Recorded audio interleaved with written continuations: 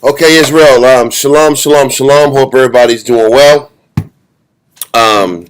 We're back live on Sabbath again after, like I said, a few weeks of high holidaying and gathering, all that good stuff. Shout out, Sword of Truth family in Guatemala. Shalom Cabo Cab. Shalom the brothers and the sisters that he's responsible for out in Cali and in Atlanta. Hope everybody's doing well. Shout out Stream of Wisdom, Houston, Rochester, New York, and Virginia. Hope everybody's doing well out there also. We're about to get started on our Sabbath class. Let's just get going. Let's get right to the prayers. Okay? All right. It's a pleasure, bro. Just getting back into it. Mm-hmm. Barak Yahweh Shem Yahshai. Barak Yahweh Shem Yahshai. Hahawa. Nothing a war. Say one. The water. Aman. Blessed are you, Yahweh, in the name of Yahweh Shai, that gives us the light this day. Thanks. So be it. Okay. Get this over here. There you go. We'll see. We'll see how it goes.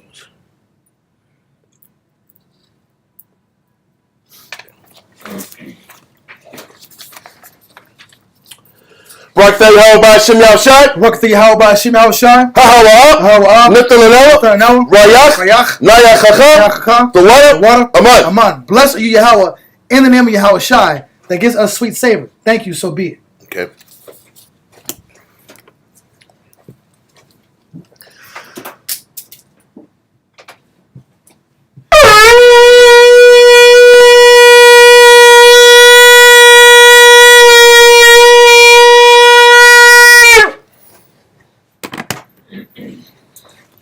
Imagine Wapanya Yerushalayim. Stand and face Jerusalem.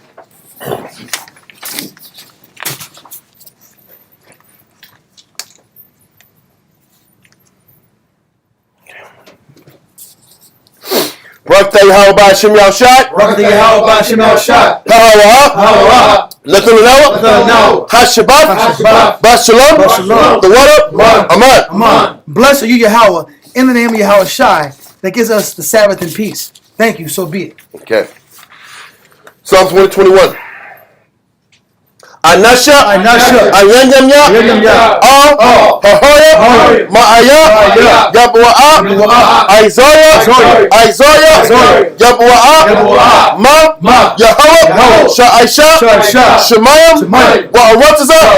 La'a. Yonathan, Lamawat, Regalia, Yala'a, Nawam, Shashamaya, Hana, Yala'a, Nawam, Wala'a, Yishan, Shashawamar, Yashua, Yahweh, Shemaya, Yahweh, Tazalia, Ao, Yanyamya, Yad, Hashemash, Yala'a, Hakaya, Bayawam, Wala'a, Halabana, Balayala, Yahweh, Yashmoya, Makol, Right, Yashmor, Napasha, Yahweh, Yashmor, Hawalakia, Wabu'aya, Ma'aitha, Wa'ai, Aman. Psalm 121 in English. I will lift up my eyes into the hills. From whence cometh my help? My help cometh from the Lord, which made heaven and earth. He will not suffer thy foot to be moved. He that keepeth thee will not slumber. Behold, he that keepeth Israel shall neither slumber nor sleep. The Lord is thy keeper. The Lord is thy shade upon thy right hand. The sun shall not smite thee by day, nor the moon by night. The Lord shall preserve thee from all evil. He shall preserve thy soul. The Lord shall preserve thy going out and thy coming in, from this time forth and even forevermore. Amen. Amen. Israelite Credo. Shema Yahshua. Yahweh. Eloheinu. Yahweh. Echad. Shema Yahshua. Yahweh. Eloheinu. Yahweh. Echad. Shema Yahshua. Yahweh. Eloheinu. Yahweh. Echad. Hear Israel, Yahweh our power. Yahweh is one. Lord's Prayer.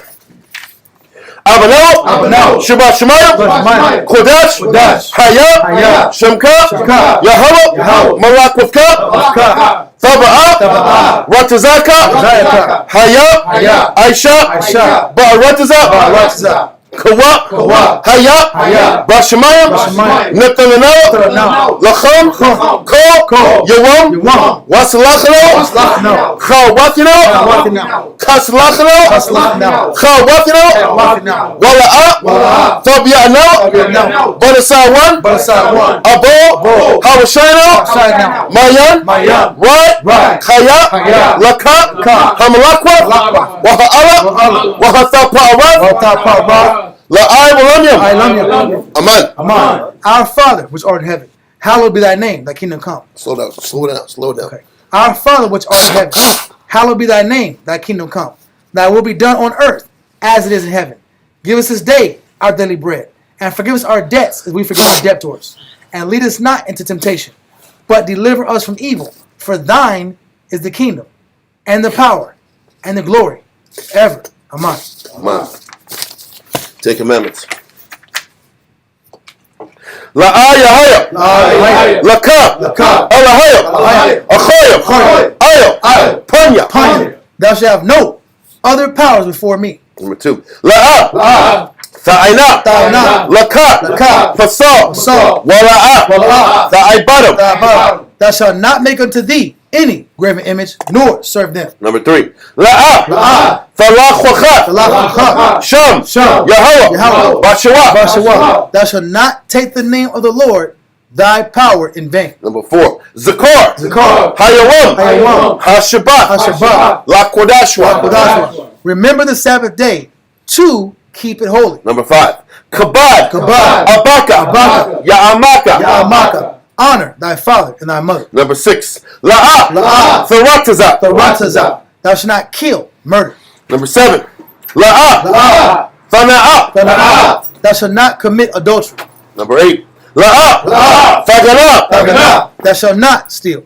Number 9. La'a, Ta'ina, Shakwa. Thou shalt not bear false witness against thy neighbor. Number 10. La'a, Fachamad, Ko, Ashara, La'ra'aika. Thou shalt not covet anything which is thy neighbor's. Okay.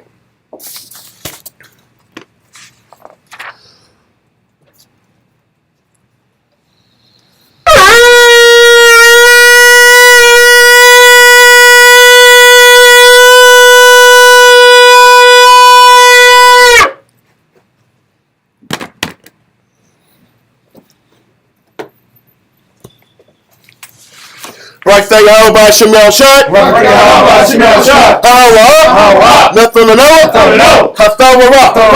Blessed are you, Yahweh, in the name of Yahweh Shai, that gives us the law. Israel Yeshabim. Take seats. Some kind of sound.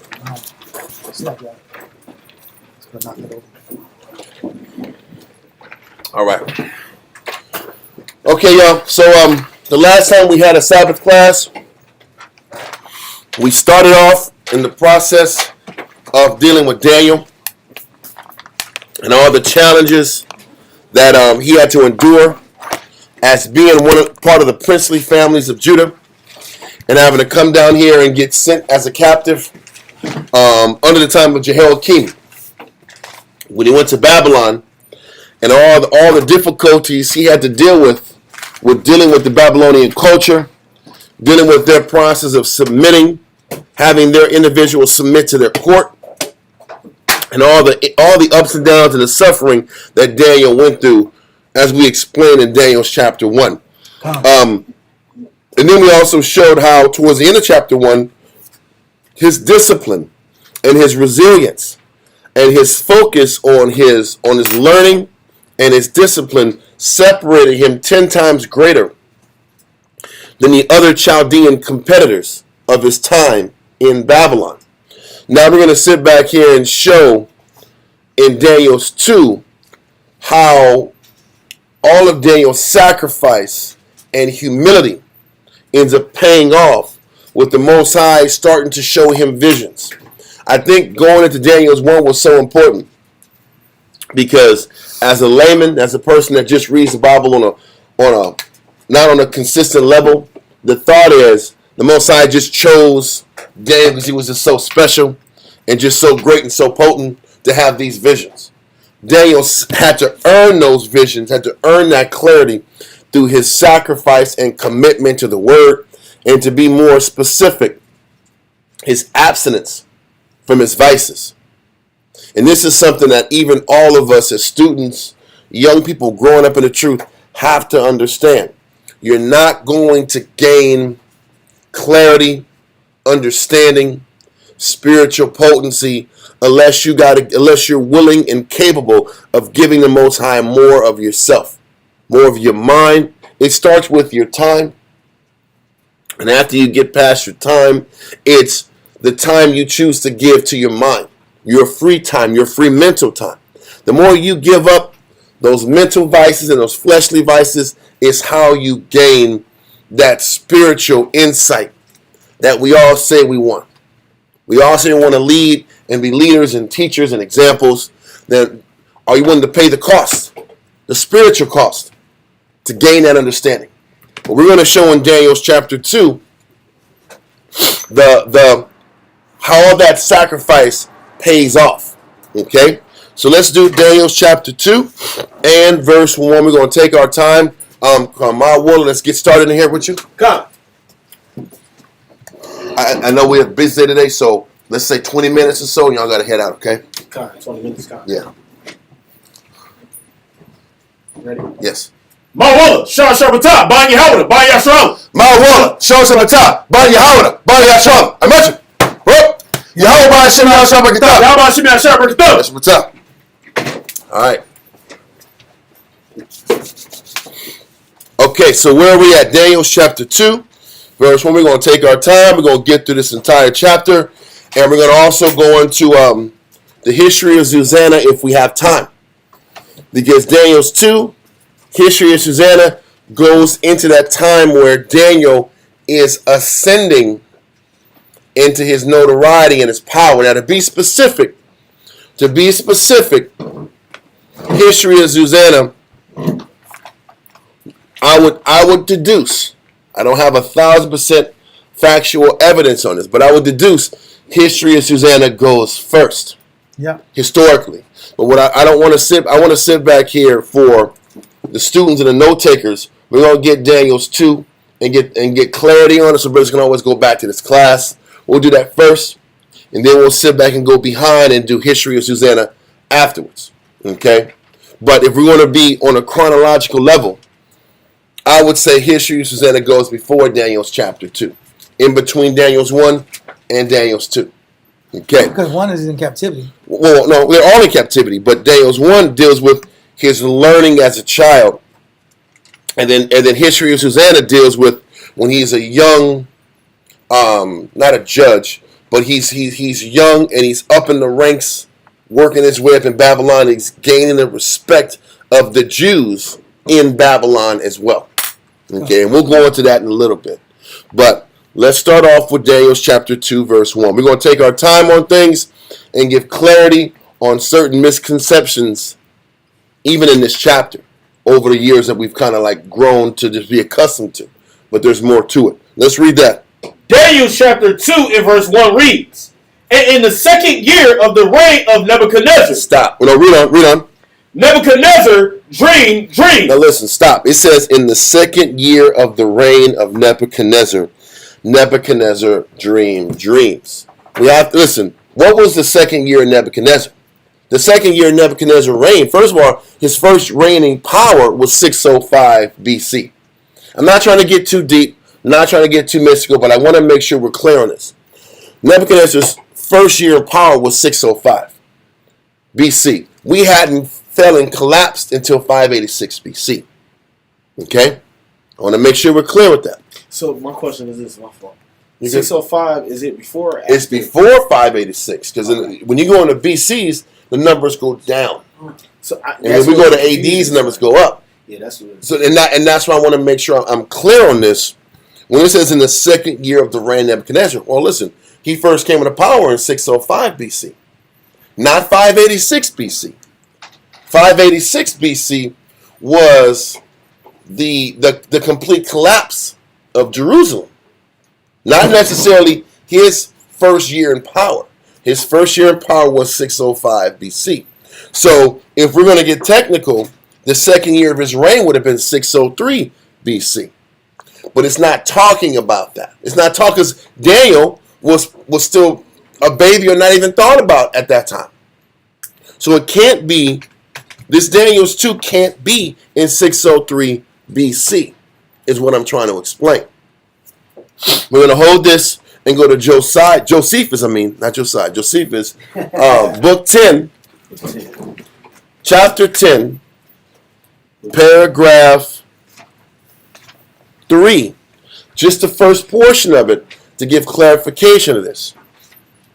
Because you'll just read through it, but not realize, hey man, his reign didn't start at 586. That was just the year where our complete collapse happened. And even in that, we fell apart and got captured 3 different times. Not once. Listen, when you sit back here and look at the Southern Kingdom collapse, it was in sets of 3. When you sit back here and look at the Northern Kingdom collapse, it was more than one time.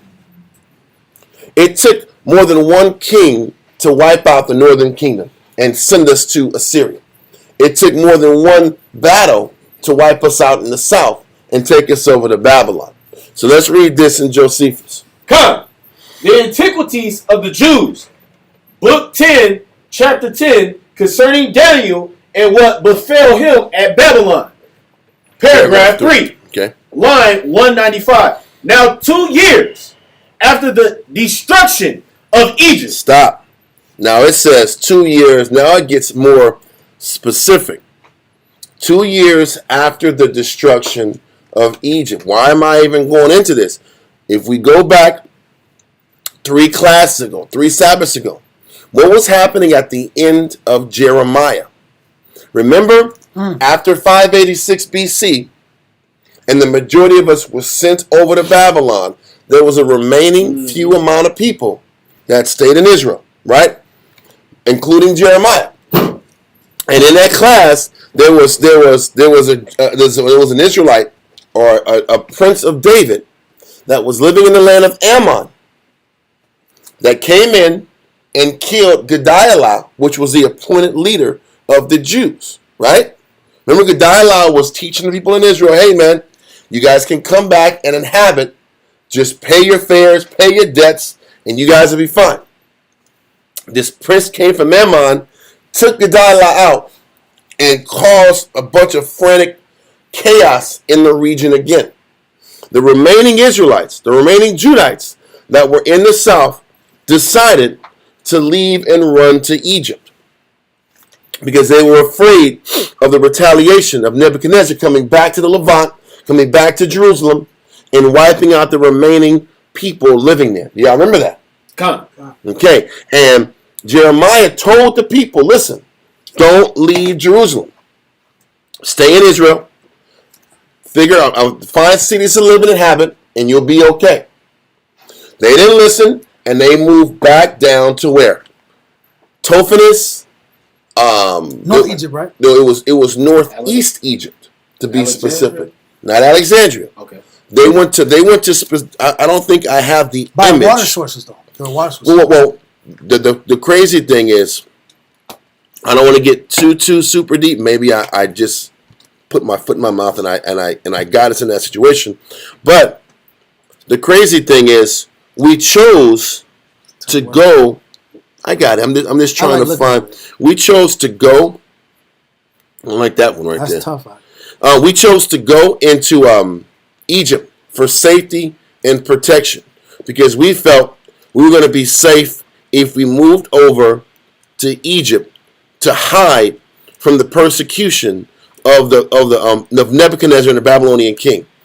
I don't have the image on me in particular, but what ended up happening is we ran, we left, and we got captured, and we got recaptured in Egypt, as the prophecy said, and that last group of Israelites got sent back to Babylon. So what ends up happening is when you read about the ancient Babylonian territory that that they possessed, I'm just going to talk it verses. What is this it? I'm trying to find the exact space in my research. I end up finding, because what ended up happening is Babylon never completely conquered Egypt, not the entire territory, but they conquered east of the Nile. Babylon conquered from their region all the way to east of the Nile. So, but guess who was living east of the Nile? Our people were living east of the Nile. So, bringing all that in context, read Josephus 10:10 and 3 again. Come. Now 2 years after the destruction of Egypt. So 2 years after the destruction and the retaking of eastern Egypt, east of the Red Sea. Now that puts all the timing in the context. Okay? So continue. King Nebuchadnezzar saw a wonderful dream, the accomplishment of which the Most High showed him in his sleep. Okay, let that go. That's all I want from there. What I wanted from there is to explain that it was after the destruction of Egypt, and to be specific, what that means was after the Jews were completely put into captivity and we were completely broken as a nation. That's what that time period represents. Because by the time that last group of people got pulled from Egypt, there was no more remaining of Judah in the southern kingdom of Judah. We had all been ousted because of our wickedness. So, let's get back to Daniel's 2 and 1. Come. Daniel chapter 2 and verse 1 reads, and in the second year of the reign of Nebuchadnezzar dreamed dreams, wherewith his spirit was troubled. So obviously this verse is also explaining that these dreams were multiple. They were multiple dreams. And that's how it was the same dream that was being repeated. He said he dreamed dreams. It wasn't different dreams. It was the same dream that he kept getting reoccurred in his mind. And they said that when you have the same dream over and over again, it's really some trying to tell you something. This is the dream guy. I'm not trying to go there. This guy breaks down the dream. Oh, you had a fish in your dream, brother? Ooh, that means this. You see cats in your dream? Ooh, you better watch out. You better watch out, black man. He knows all of those old South. Hey, those the 3-eyed fish in your dream, boy. There's danger coming your way. There's danger coming your way, boy. I got you. I kind of roll like that for a minute. You have. I had to say it. You seem like you're bringing that southern stuff to the table, like. Hey, bro. Anyway, we know what's up. You read the same thing over and over again. It's a bad omen, brother. That these fish. You see the dead bird. You see the dead bird. No fish. It's a bad omen. Like, damn. Is that really true? Is it? I don't know. Hey, bro. Listen, we ain't going there today. You brought it up. That's what I'm talking about it. Anyway, keep going. Nah, that's all good. What you gonna say about that? They say. They. If you dream the same repetitious dream over and over again, it really is a message trying to be given to you. That's all I'm going to say. That's it. Let's leave it at that. The message. That's it. Don't bring anything up. Yeah. Same dream over and over again. Those same guys say, man, you don't want no black cat to cross your path. Watch out. I promise you, brother. Watch out now. Don't cross through the ladders. No, that blackbird's right there. Looking at you. Blackbird? Wow. Looking at you, huh? Mm-hmm. We're being silly. We gotta keep it light sometimes, man. Let's keep going, man. Come. Nebuchadnezzar dreamed dreams wherewith his spirit was troubled, and his sleep brake from him. Then the king commanded to call the magicians and the astrologers and the sorcerers and the Chaldeans for to show the king his dreams. So they came and stood before the king. So listen, he's sitting back here. The king is he's frantic. He's stressing out because this same dream keeps plaguing him, and he doesn't have the understanding of the dream. He's trying to figure things out. I want to establish a brief detour on the people in the dream. On the people, the characters in the story. So read verse 2 again. Come. Then the king commanded to call the magicians and the astrologers and the sorcerers and the Chaldees. These are the guys that pride themselves on interpreting dreams. That and the Chaldeans were the ruling faction of the time. You had your kings, but the Chaldeans were the world power of the country of Babylon at the time. The Neo-Babylonian Empire.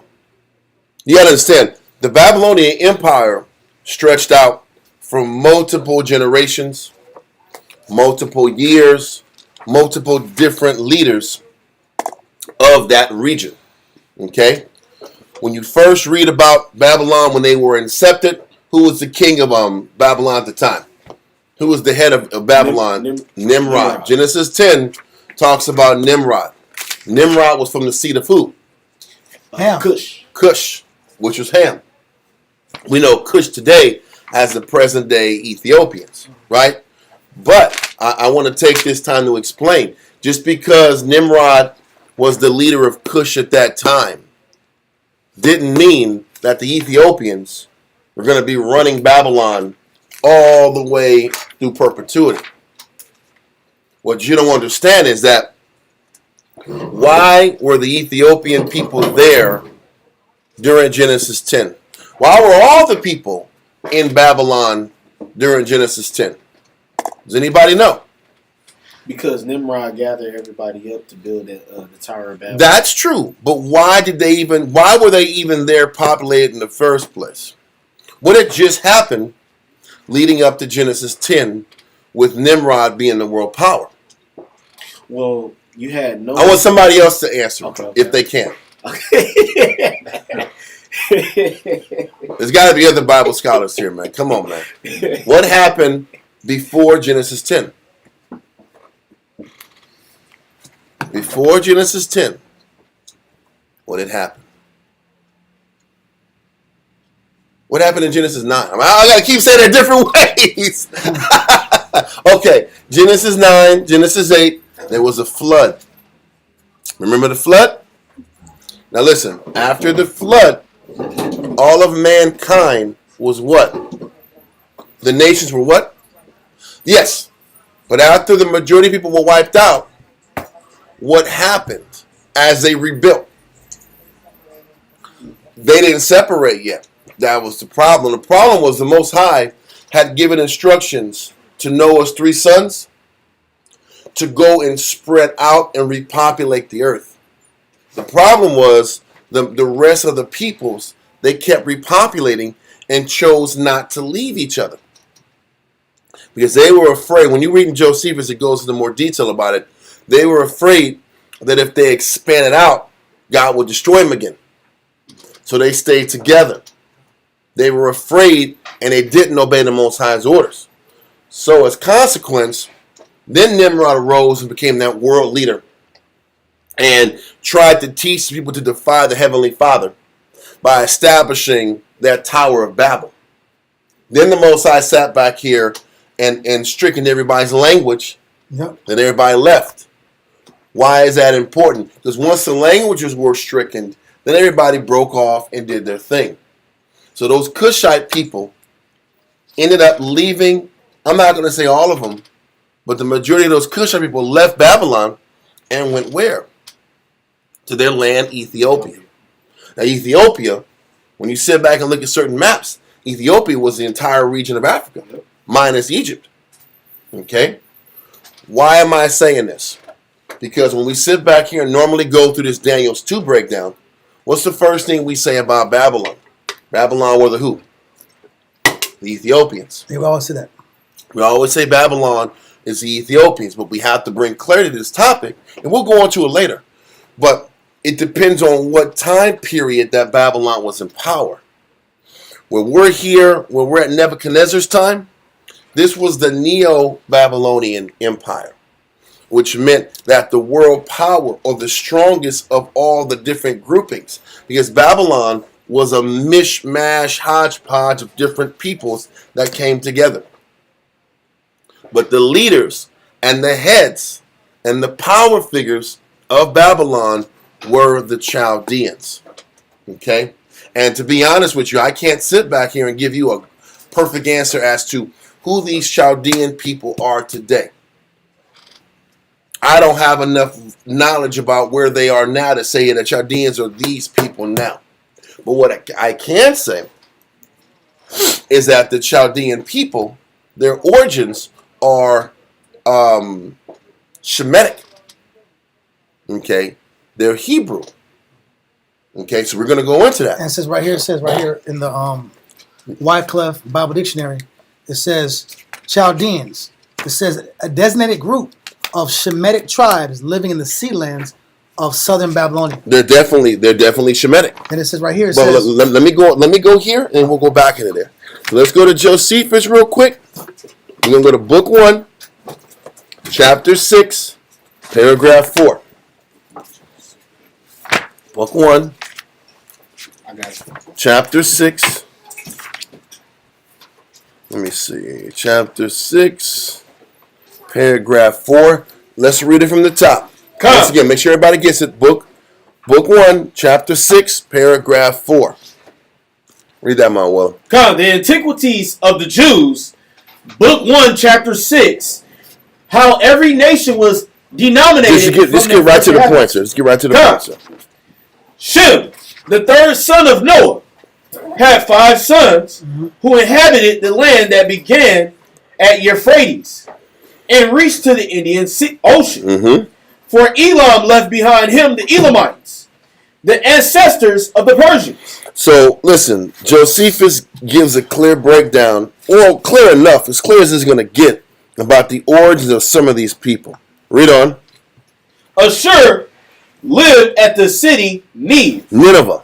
That's Nineveh. So Ashur had Hebrewic or Hebraic origins also. The Assyrians, which is Ashur, had Hebraic origins also. Okay? We're from the line of Shem. So the Assyrians are from the line of Shem. We're having now, let's keep going. so they're Shemitic. Yes, they're Shemitic. But they're not Israelites. No. They're Shemitic, but they're not of the chosen seed of Jacob or Abraham. So there's different branches that are from Shem. Yes. But these different branches from Shem, they're not Just chosen. because they're Hebrew don't mean they're chosen. Exactly. Okay? Read on. Or just because they're Shemitic, let me be specific. Just because they're Shemitic doesn't mean they're chosen. Let's keep going. And named his subjects Assyrians, who became the most fortunate nation beyond others.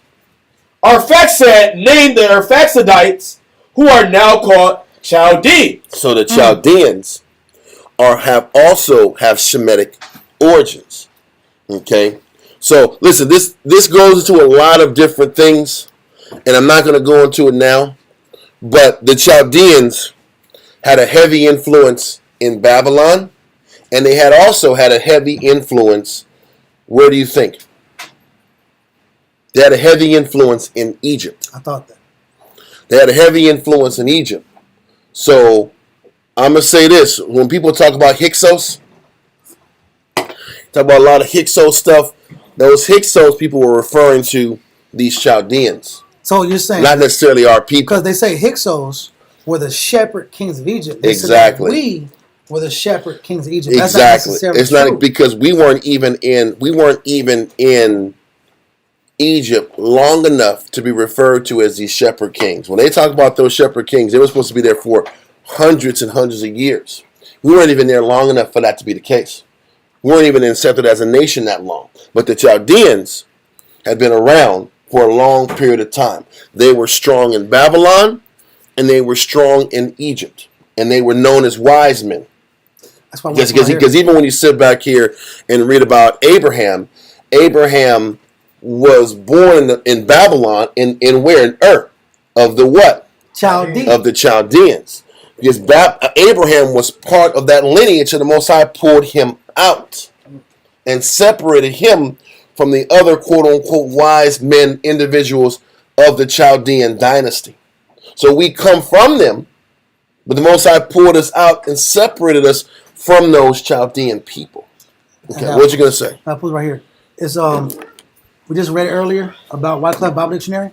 It says, while others use Chaldean to describe all the people, the Babylonians themselves later reserved the name for priests who specialized in astronomy and mathematics, the science which originated in Babylonia. And once again, that was what their original responsibilities were. But by the time we got to Neo-Babylonian Empire, the Chaldeans were the individuals who ran the country, because they weren't just your knowledge people. They were sitting back here. They were warriors.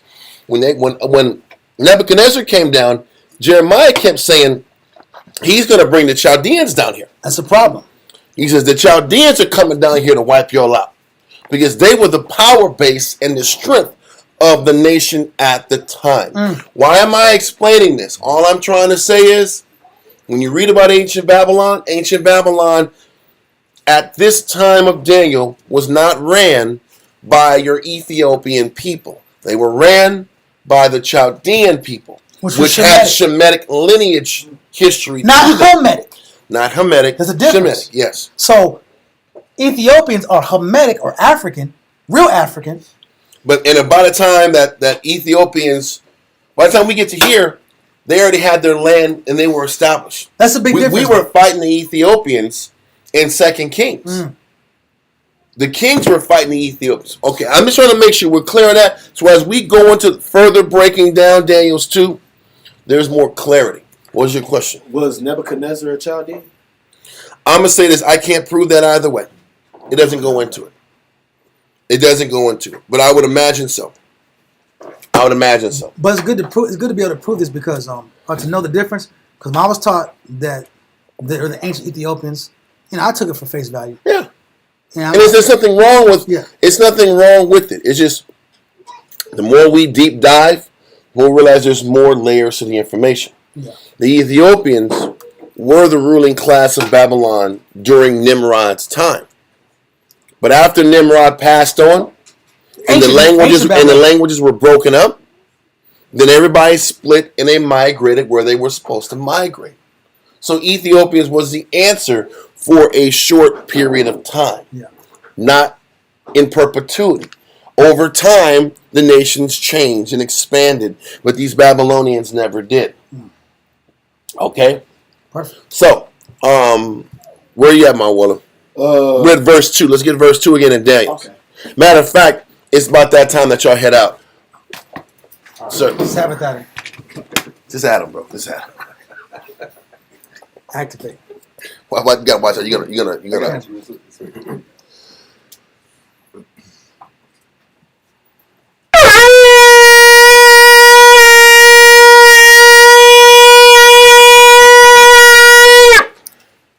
Adam Shal Shabbatah, Banya Hawada, Banya Sharala. Adam, Shal Shabbatah, Banya Hawada, Banya Sharala. I mention.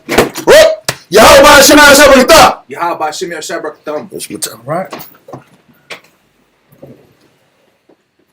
Okay, Daniel chapter 2 and verse 2. Daniel's chapter 2 and verse 2. And in the second year of the reign of Nebuchadnezzar, Nebuchadnezzar dreamed dreams, wherewith his spirit was troubled, and his sleep brake from him. Then the king commanded to call the magicians, and the astrologers, and the sorcerers, and the Chaldeans, to show the king his dreams. So they came and stood before the king. And the king said unto them, I have dreamed a dream, and my spirit was troubled to know the dream. Then spake the Chaldeans to the king in Syriac, O king, live forever. Tell thy servants the dream, and we will show the interpretation. The king answered and said to the Chaldeans, the thing is gone from me. If you will not make known unto me the dream with the interpretation thereof, you shall be cut into pieces, and your houses shall be made a dunghill. But if you show the dream and the interpretation thereof, you shall receive of me gifts and rewards and great honor. Therefore, show me the dream and the interpretation thereof. So listen, Nebuchadnezzar wanted them. He wanted all the prophets and the spiritual individuals to tell me the dream I had and break down what it means. I'm not going to sit back here and give you the answers. I don't remember the whole damn thing. So I can't tell you everything. Because if I tell you something, he's going to sit back here and do a little whoop-de-wop off of what I tell you anyway. Yeah. It's not. I can't determine if it's a real answer anyway. So we don't. Now listen. All the astrologers and soothsayers are like, man, I don't know. I don't have the answer to that. No man knows that. Read on. It's 7. They answered again and said, "Let the king tell his servants the dream, and we will show the interpretation of it." Of course. We can filibuster that. You know, say a boom boom bap and a boom boom bip. Oh, that's what you said. Oh yeah. Oh, you know that means what color was it there, my king? That means royalty. Yeah. That means blessings. And blue that means calm. If the gold means power. You can BS your way through answers if you get half the story in the first place. Read on. And 8. The king answered and said, "I know of certainty that you would gain the time, because ye see the thing is gone from me." You're just trying to buy time now. You want to keep asking me the same damn questions to buy yourself some time to figure this out. Read on. "But if you will not make known unto me the dream, there is but one decree for you. Woo! This is a tough job right here. For ye have prepared lying." It's all cool to be the wise man in the big house and drinking wine in goblets and eating meats. I'm wise. It's cool to eat meats and eat it off the king's table until it's prophecy time. You ain't got no answers. Then it's off with his head out. Nobody likes to walk. Nobody wants that job out. Who wants to be under the king out? This king is moody and temperamental out. Like Not that he's moody and temperamental, but a king in general that likes you today.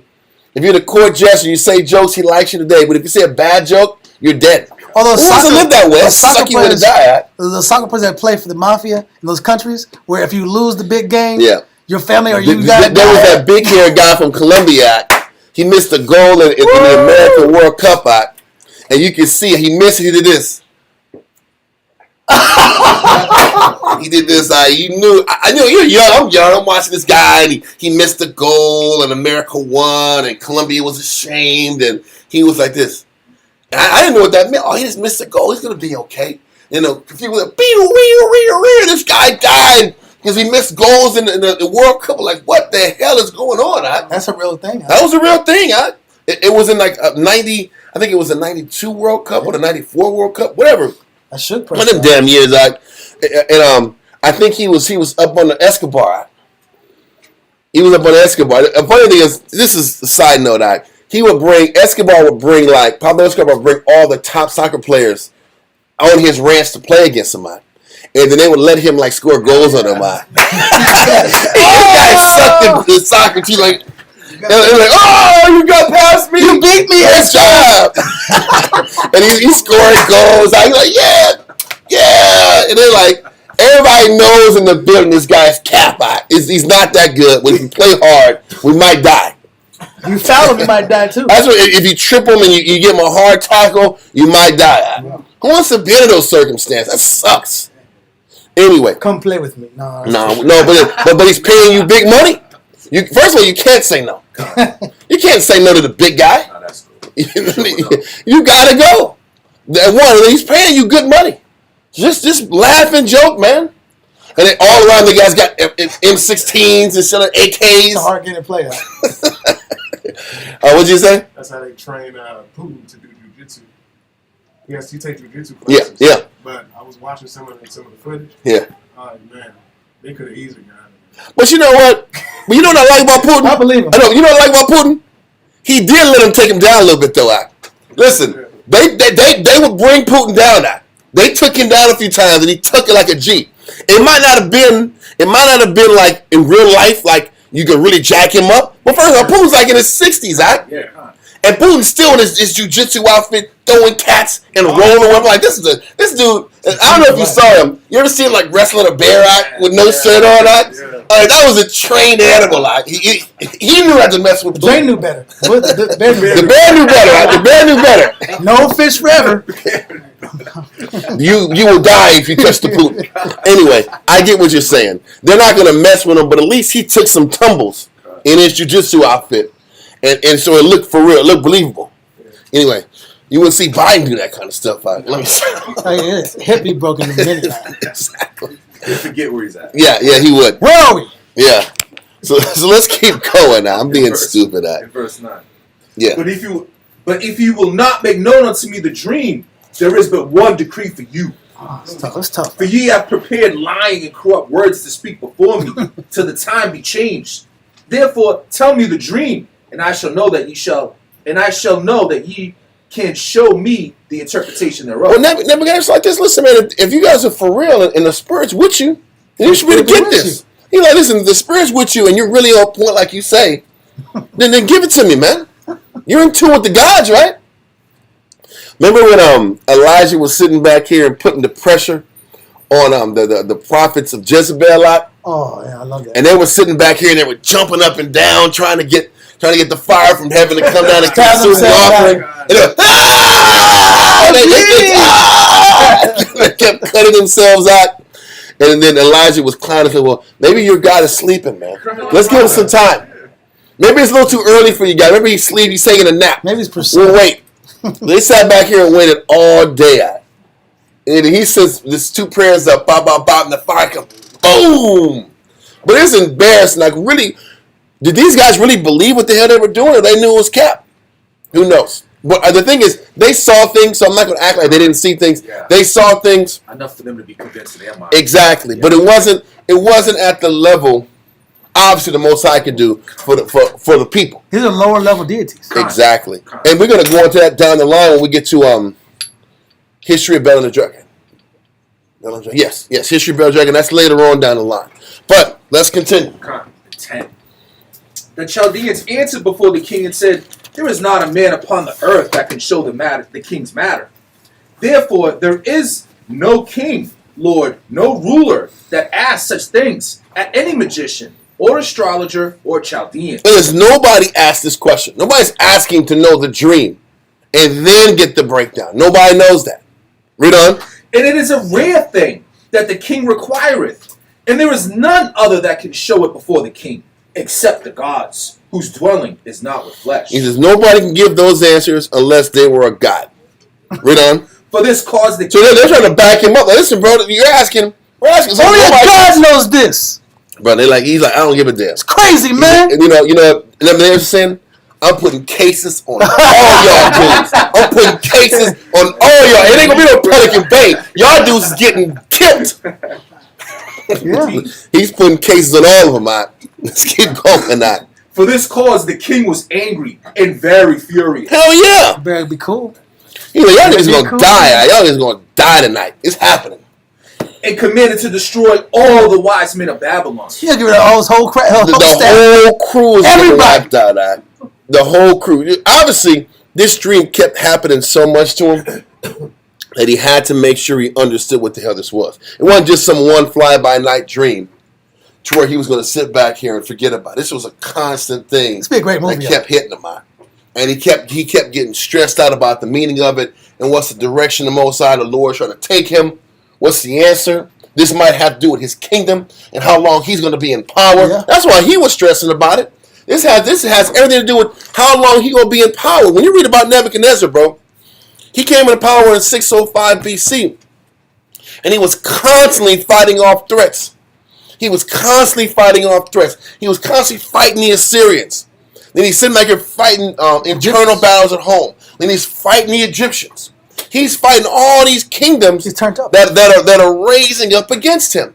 Then he got to sit back and deal with these Medes who were in connection or allied with the Syrians. Then he's fighting the Jews. He's constantly fighting kingdoms to maintain that far of a jurisdiction. So hell yeah, he's paranoid about this vision that keeps hitting him. I need to get the answer to this. Because I got to figure out what the Spirit's telling me so I can go and deal. What this lets you know, matter of fact, I gotta jump the gun a little bit. Read Daniel chapter 4 and 17. Daniel's 4 and 17. The matter is by the decree of the watchers, and the demand by the word of the holy ones, to the intent that the living may know that the Most High ruleth in the kingdom of men. At this particular point is when the Most High starts dealing with the regular nations. He's starting to deal with the seed of men. Now the Most High is communicating with King Nebuchadnezzar. He communicates with King Cyrus. Because when we get to King Cyrus and the Persian and Median Empire, you know what he says? The Lord told me to bring the Jews back to their land and give them their temple again and build a temple for them. That's what the Most High told King Cyrus. The Most High also, later on, gave Alexander the Greek the vision of, you're going to sit back and enter this city, and you're going to see a sea of purple.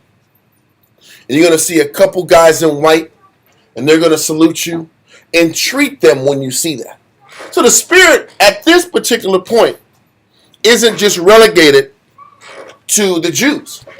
The Most High just doesn't just stop working with the Jews at this point, because we forfeited and didn't appreciate what we were given. This opened the door for the Most High to start dealing with the rest of the world. So the Most High is dealing with Nebuchadnezzar, and he's like, the Spirit's telling me something, I got to follow it. I got to figure this out. And that's why he's pressing these astrologers and these wise men the way that he's pressing them. Because you know he understands, you don't listen, pressure does what? Pipes. It breaks pipes. It's going to make you or break you. Pressure makes diamonds also. So you're going to get the most out of your people. You're going to know what your cabinet is about when their back's against the wall. Am I right or wrong? Listen, even for yourself, when your back's against the wall, all of a sudden, it says necessity is the mother of what? All invention. Of invention, huh? When you got to have it, somehow it happens. So he's going to put pressure, because that's how he had to live ours, obviously. His back's against the wall, he found ways to keep his kingdom going. I'm just giving it from his perspective.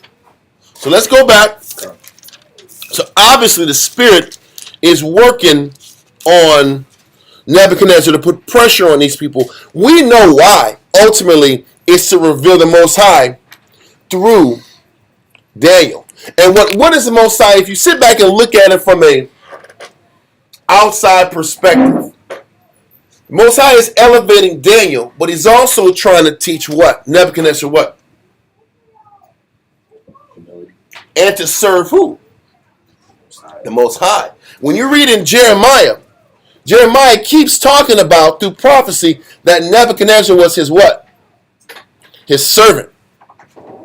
Nebuchadnezzar was his servant. The Most High was going to use Nebuchadnezzar to fulfill his will. That's scriptural. You can go all through Jeremiah, because the Most High's intention was to use Nebuchadnezzar to get his job accomplished. But what the funny thing is, once you would get through all Daniel's 2, Daniel's 3 ends up revealing what Nebuchadnezzar's head was really about. Okay? So, the funny thing is this. If Israel couldn't serve the Most High, the nations damn for sure couldn't do it. That's the point also. So let's keep going to Daniel chapter 2. 13. And the decree went forth that the wise men should be slain, and they sought Daniel and his fellows to be slain. Mm-hmm. I gotta make one point though. Also, Yeah. Christians, the things written aforetime are written for our what? Our learning. Knowing this, Daniel knows his history. Who else is in the same shoes of having to interpret dreams? Joseph. Yep. Joseph had the same situation. It wasn't where people would die, but Joseph was in a very challenging situation, and his ability, because he's connected to the Father, to interpret dreams, led him out of his situation. I'm going to say this. Daniel and Joseph are very similar in their paths. The level of humility that Joseph had to endure for the Most High to elevate him was 1 in a million. What Daniel suffered through to get in the position he was definitely a 1 in a million type of individual for the Most High to even give this level of interpretation to him. Okay, so let's continue. Okay. Then Daniel answered with the counsel and wisdom to Arioch, the captain of the king's guard, which was gone forth to slay the Matter of fact, bring me verse 13 again, sir. 13. And the decree went forth that the wise men should be slain, and they sought Daniel and his fellows to be slain. Because he was part of the damn wise crew. He part of the wise guys, all right? Everybody got to get killed. Read on. Then Daniel answered with counsel and wisdom to Arioch, the captain of the king's guard. So you know what Daniel's talking to? Arioch is the butcher. He's the hangman act. Arioch is the guy with the black hoodie act. Big axe. He's the big axe. This is kill him, and then he just cuts you off with your head out with one like butcher hit. You got the black Air Forces on. That's what this guy, the black Air Forces at. You got black Air Force Ones on, bro. What does that even represent? It represents, in modern terms, it means like that's the hit right there. Doing dirt, yeah. Yeah, doing dirt. Man. If a guy got white Air Force Ones on, he's cool. He ain't trying to hurt nobody. Dudes with black Air Force Ones on, they got the shiesty mask. They have the crazy mask My on. God. They're a problem, man. Don't. I didn't even know that Don't if you wore associate black Air Forces, that meant that's symbolic, You right? do- That's not real, No, right? people say that. That's a big thing right now. That's the guy that don't mind sitting down for 10 years. Yeah, now. they say you have black Air Force One energy. That's what they say. Where do you get this from, man? Where do you even get these concepts from? The people, right? What's going on, huh? It's the people, right? Golly, Okay. So that there's an area. Daniel was like, "Listen, Ariel, I know you. Listen, Ariel's walking around like I gotta get you, man. I'm gonna have to get you if you don't get these answers out. So I'm just letting y'all know I'm coming back through to finish y'all off. If y'all don't give the king what he's looking for." And Daniel's like, "I beseech thee." Hold on. Don't be so quick and hasty to judge. Yeah. There is an answer afoot. Yeah. Let's keep going. Then Daniel answered with counsel and wisdom to Arioch, the captain of the king's guard, which was gone forth to slay wise men of Babylon. That's my point. Arioch was the butcher. He was the one coming out. He went forth. He was on his mission. He was the hound in Game of Thrones. He was the guy that was doing all the dirt. He was the guy doing all the dirt. That was his job to kill. So read on. He answered and said to Arioch, the king's captain, "Why is the decree so hasty from the king?" I beseech thee. Why are y'all ready to killeth me? I'm being silly. You get my point. Slow down, kinfolk. It's cool. We're going to figure this out. Read on. Then Arioch made the thing known to Daniel. Then Daniel went in and desired of the king that he would give him the time. So what it lets you know also is that Daniel wasn't even part of the top council that even got privy to the message early. Only Nebuchadnezzar's top wise men and soothsayers even were given the verdicts. Daniel was still young. He was still up and coming. And he hadn't been elevated to that level. He's getting this message second or third hand down the line. That's crazy. And he's like, "Oh yeah, by the way, you're gonna die if you don't come with these answers." Whoa, what answer? What's going on? I don't even know what damn I gotta do. What has to be done? I gotta die? What message? And that's the point. He didn't even know the message. So that's why why are you so hasty to sit back here and lay the axe on everybody? Read on. Then Daniel went in and desired of the king that he would give him time, and that he would show the king the interpretation. So he obviously went to the king through Arioch to sit back here and get the clearance to figure out what needs to get done. Okay, read on. Then Daniel went to his house and made the thing known to Hananiah, Mishael, and Azariah, his companions. Those are Shadrach, Meshach, and Abednego, but these are their Hebrew names. Read on. That they would desire mercies of the King of heaven concerning the secret, that Daniel and his fellows should not perish with the rest of the wise men of Babylon. And this is why it's so important, y'all, that clean hands maketh a man stronger and stronger. It's so important that you do things the right way when it's not convenient. It's important to do things the right way when things are going good. So that when things are going bad, now you have enough works that follow your prayers and your requests. That's what else do we have? For the Most High to really sit back here to wink at us and to look after us besides our good works. You got to have a storehouse of something. You have to have a set of good works so that when you do present yourself to the Most High, there's something there to say, "Listen, Father, I put this work in. Can you look after me? Can you be there for me? Can you consider my sacrifice and beseech me for these prayers?" Listen, Shadrach, Meshach, Abednego, and Daniel had put the work in. They put the labor in. They put the commitment in. They abstained from their lust. All they were eating were legumes and beans and beans and rice forever. They didn't sit back and eat any meats that had associated themselves with the idols of the gods, of the Babylonian gods. And he's like, listen, right now we need you. For all the sacrifices that we brought to the table, can you come through now, wink at us, and be there for us when we need you? This is the things written for us. I'm written for our what? These are the lessons you're supposed to take. Your hard work, your dedication, your commitment is that spiritual currency you need in the bank for when the difficulties arise, because the difficulties are coming. They're coming to each and every, the most righteous of the souls and the most flawed of the souls. The rain's coming on all of them. But what works have you put in to weather the storm when times get hard?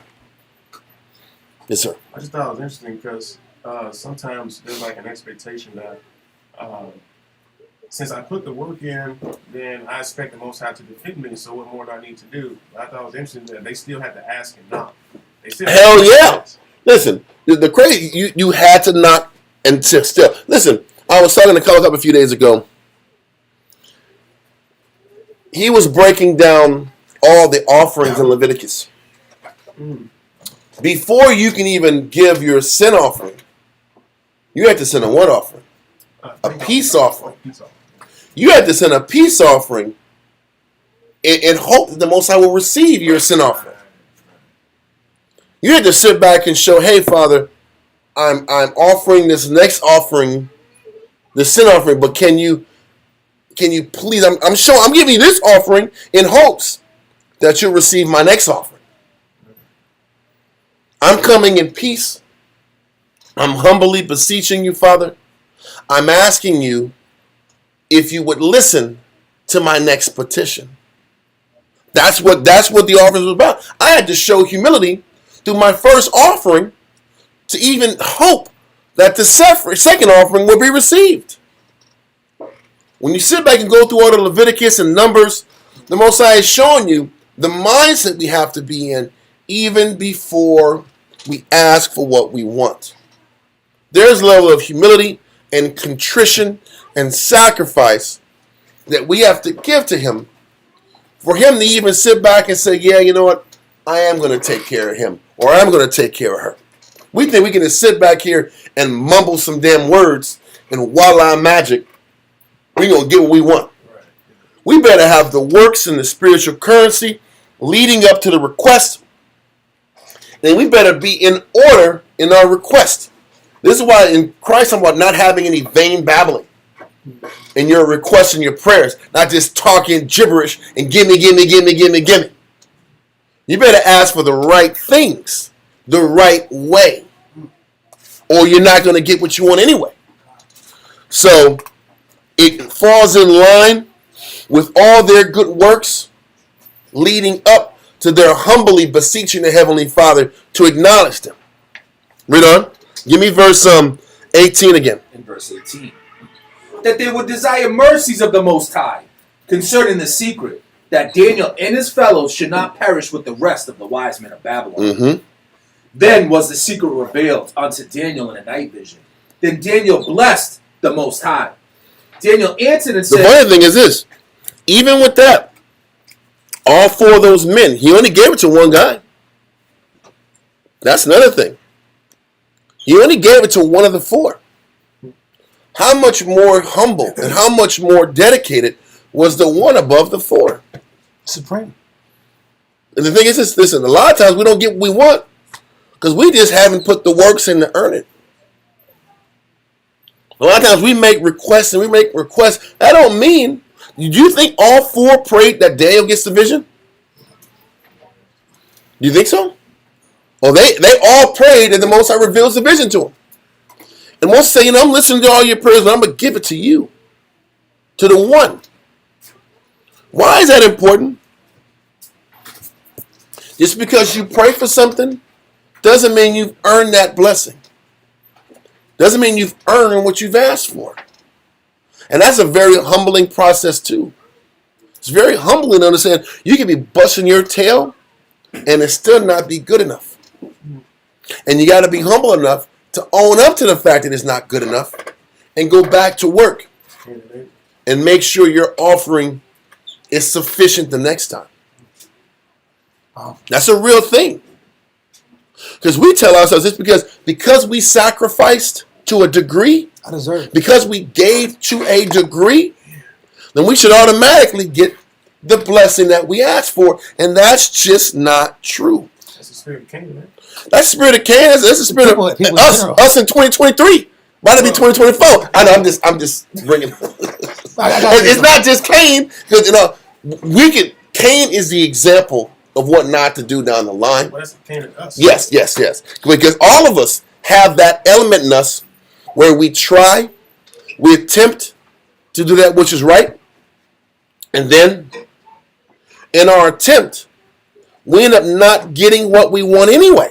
And then the lesson is, give more, make your sacrifice pure, make your intentions pure, and then the Most High will come through for you. What you going to say? I want to say this too. And it's very similar in concept to a credit score.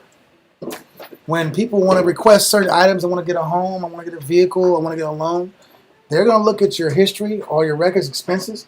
They're going to look at your credit score, your bill history, your paying bills on time, what you do, whatever amount of income you have per ratio, your ratio of income. They're going to analyze the past 3 years and look at it from different perspectives. Experian and all the other companies, TransUnion. Most High is no different. I'm going to look at all your interactions, all the information you know, your performance, your disciplines, your perspective, the conversation you have in your head, how you treat your brother, how you deal with your household, your study ethic. He gathers a whole big report and looks to see, do we deserve such and such blessing, or can we handle such and such responsibility? It's no different than that. I'm just saying a carnal example because we have a mystical concept of God a lot of times. I talk to the Most High, I don't see the Most High come through. And we get angry. But then there's anger behind when it doesn't come through the way we want it. Okay? So let's continue. 19. Then was the secret revealed unto Daniel in a night vision. Then Daniel blessed the Most High. Daniel answered and said, Blessed be the name of Yahweh forever and ever, for wisdom and might are his. And he changeth the times and the seasons. He removeth kings and setteth up kings. He giveth wisdom unto the wise, and knowledge to them that know understanding. He revealeth the deep and secret things. He knoweth what is in darkness, and light dwelleth with him. Mm-hmm. I thank thee and praise thee, O Yahweh of my fathers, who hast given me wisdom and might, and hast made known unto me now what we desired of thee. For thou hast now made known unto us the king's matter. Therefore Daniel went in unto Arioch, whom the king had ordained to destroy the wise men of Babylon. He went and said thus unto him, Destroy not the wise men of Babylon. Bring me in before the king, and I will show unto the king the interpretation. Then Arioch brought in Daniel before the king in haste, and said thus unto him, I have found a man of the captives of Judah, that will make known unto the king the interpretation. First, Arioch didn't want to do that. He didn't want to just burn everybody out. So he brought him in haste and said, I got a guy. I got a guy who's going to give you the answer. He didn't want to kill everybody. But anyway, here we go. Let's continue. 26. The king answered and said to Daniel, whose name was Belteshazzar. Art thou able to make known unto me the dream which I have seen, and the interpretation thereof? Daniel answered in the presence of the king and said, The secret which the king hath demanded cannot the wise men, the astrologers, the magicians, the soothsayers show unto the king. But there is a power in heaven that revealeth secrets, and maketh known to the king Nebuchadnezzar what shall be in the latter times, Stop. the latter days. So listen, at this particular time, the Most High was okay with Daniel taking a jab at the magicians and the soothsayers. But why? Because there's a jab there that Daniel was using, but the jab was created and established to show that the true power was the Heavenly Father. There wasn't about ego. It wasn't about Daniel inserting himself like he was on a particular level. This was about Daniel letting the entire court know who was the power. Yes, sir? What you got? Psalms 44 and 8. 44 and 8. What would you even say? Let's read it. Psalms chapter 44, verse 8. Let's everybody get it though.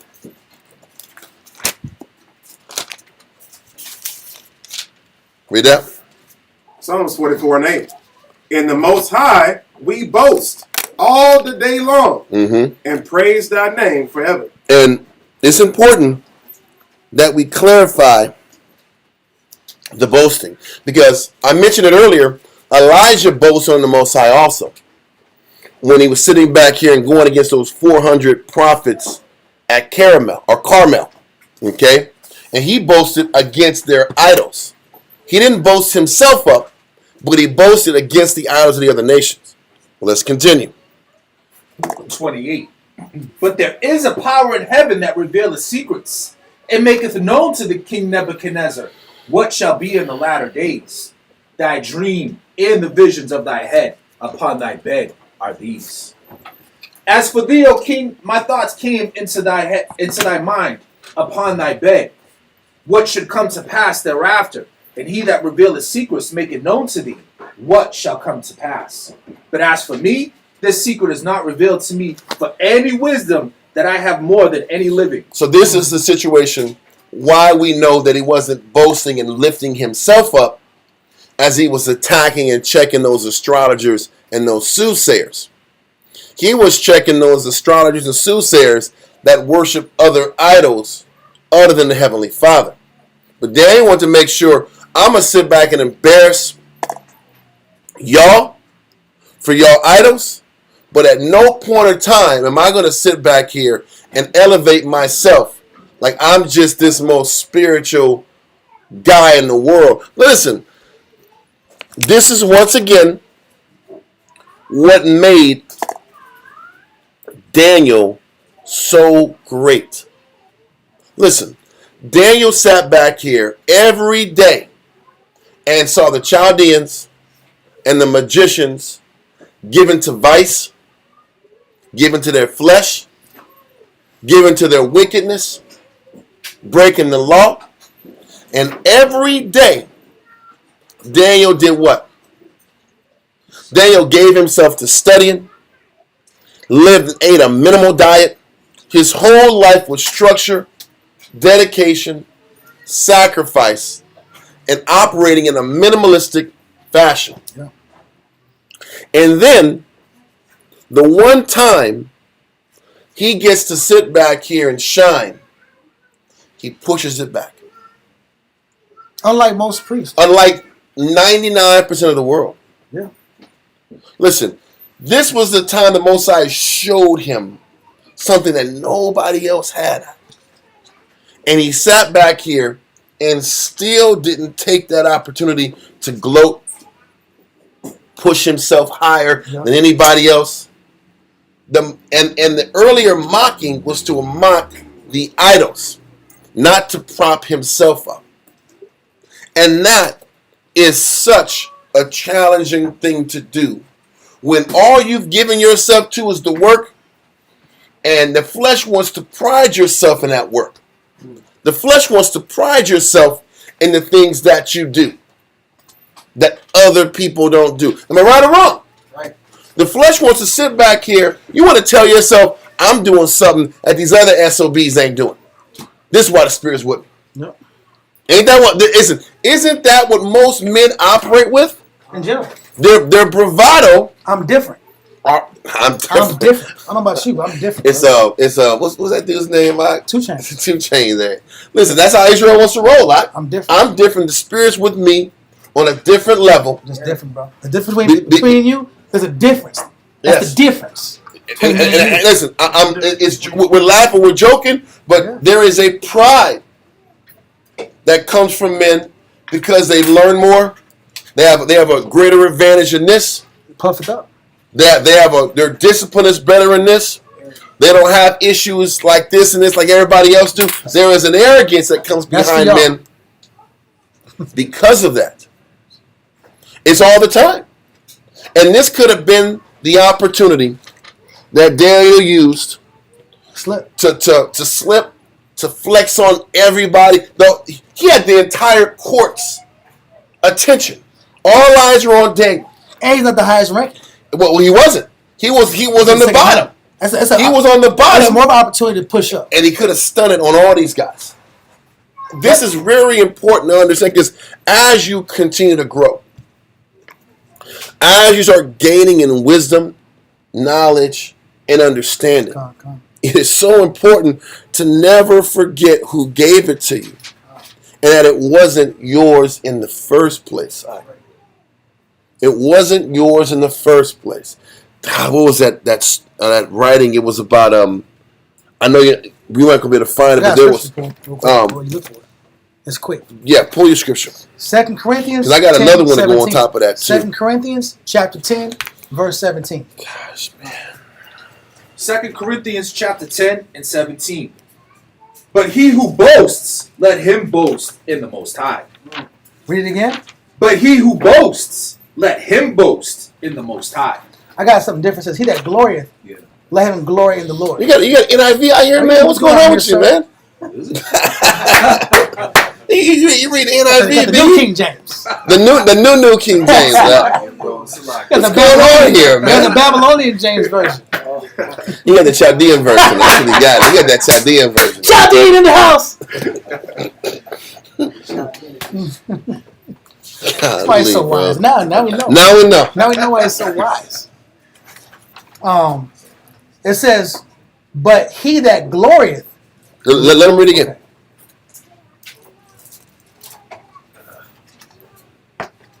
All this time, brother, I didn't know. He is Shemitic, though.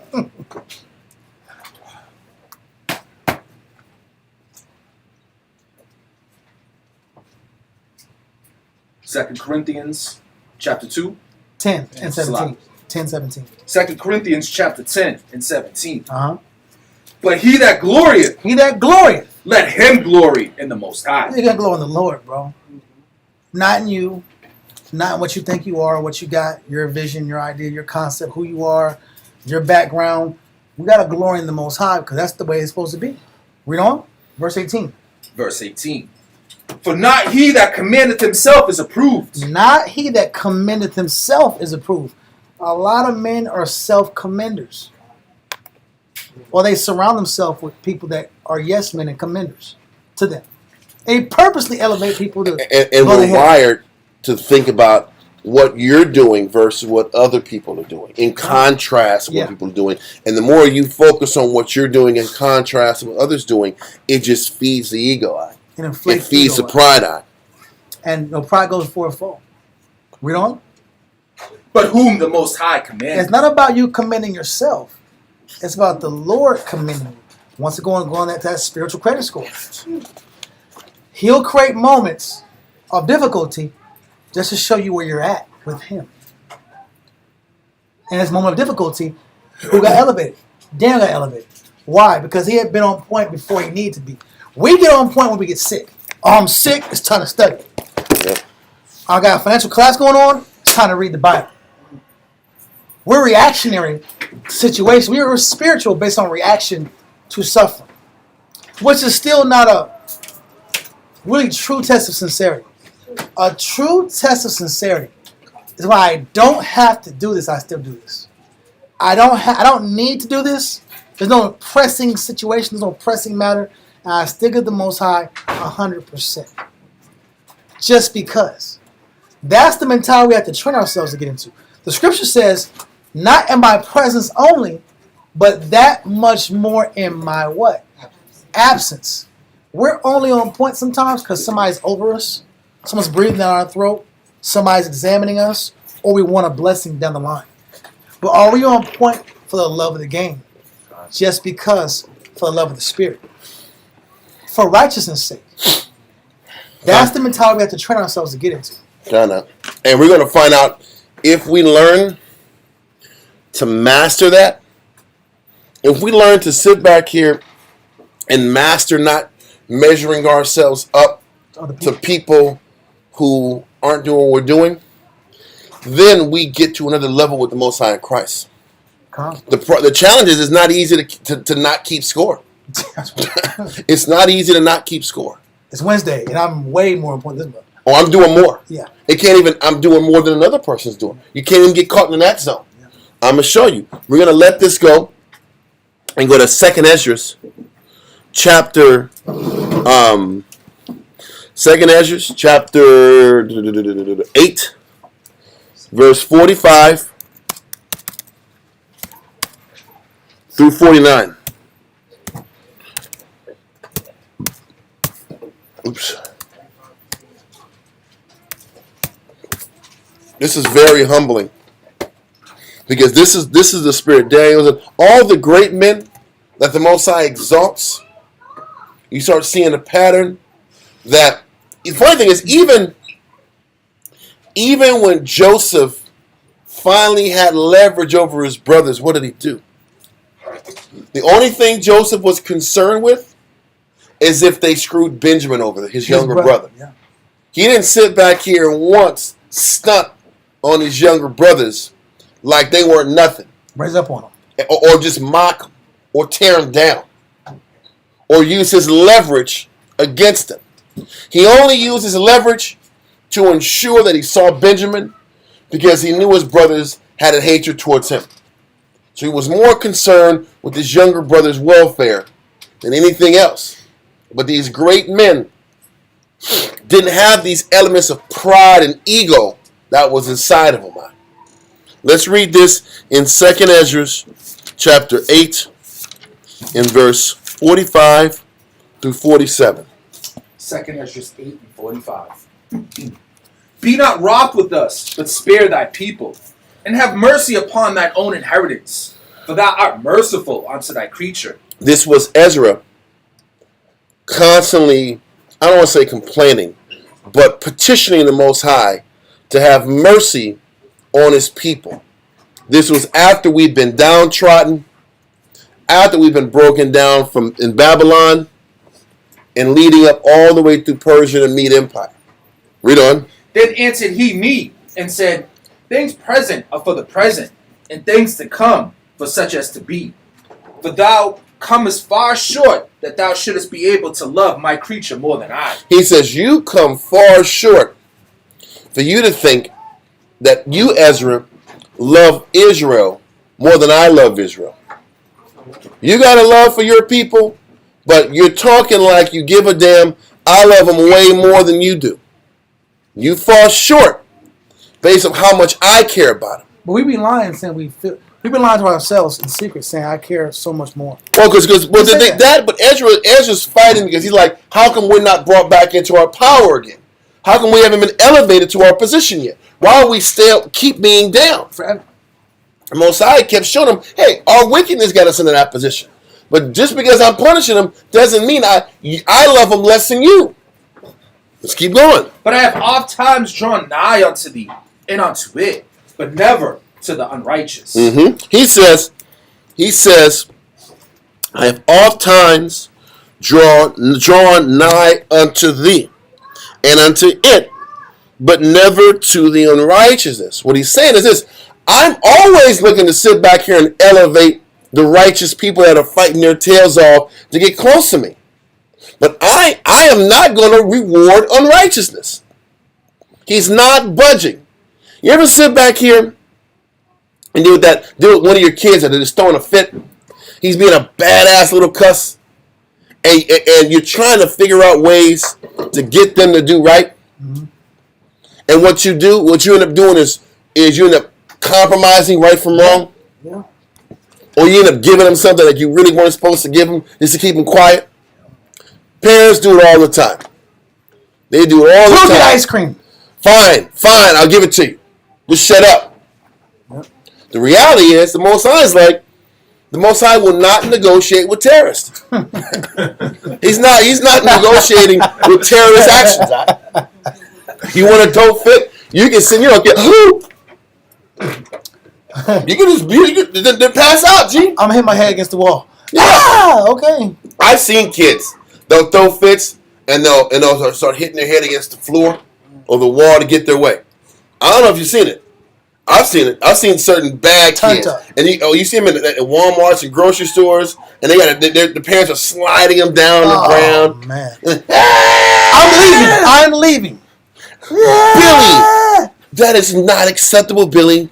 Stand up, Billy, and then they start tearing down, knocking down produce sacks. Yeah. I want to kick his ass. Can I kick his ass for you? I will kick his ass for you. I will sit back and be like,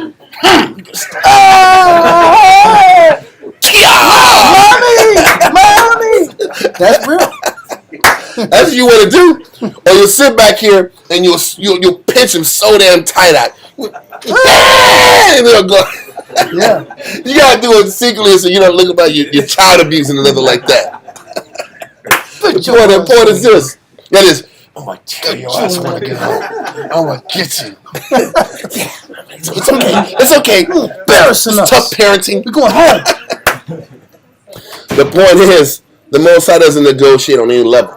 So he's saying, listen, I'm always looking for people to do right, but I'm not going to reward unrighteousness.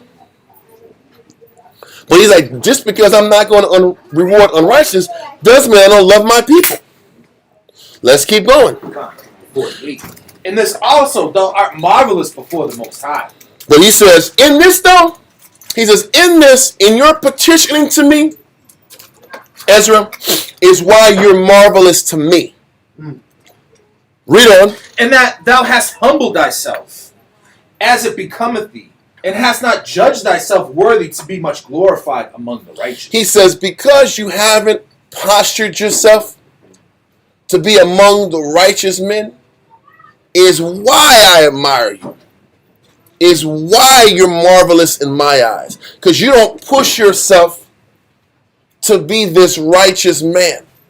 You don't push yourself to be this overly spiritual man, is why I look at you as a marvelous individual.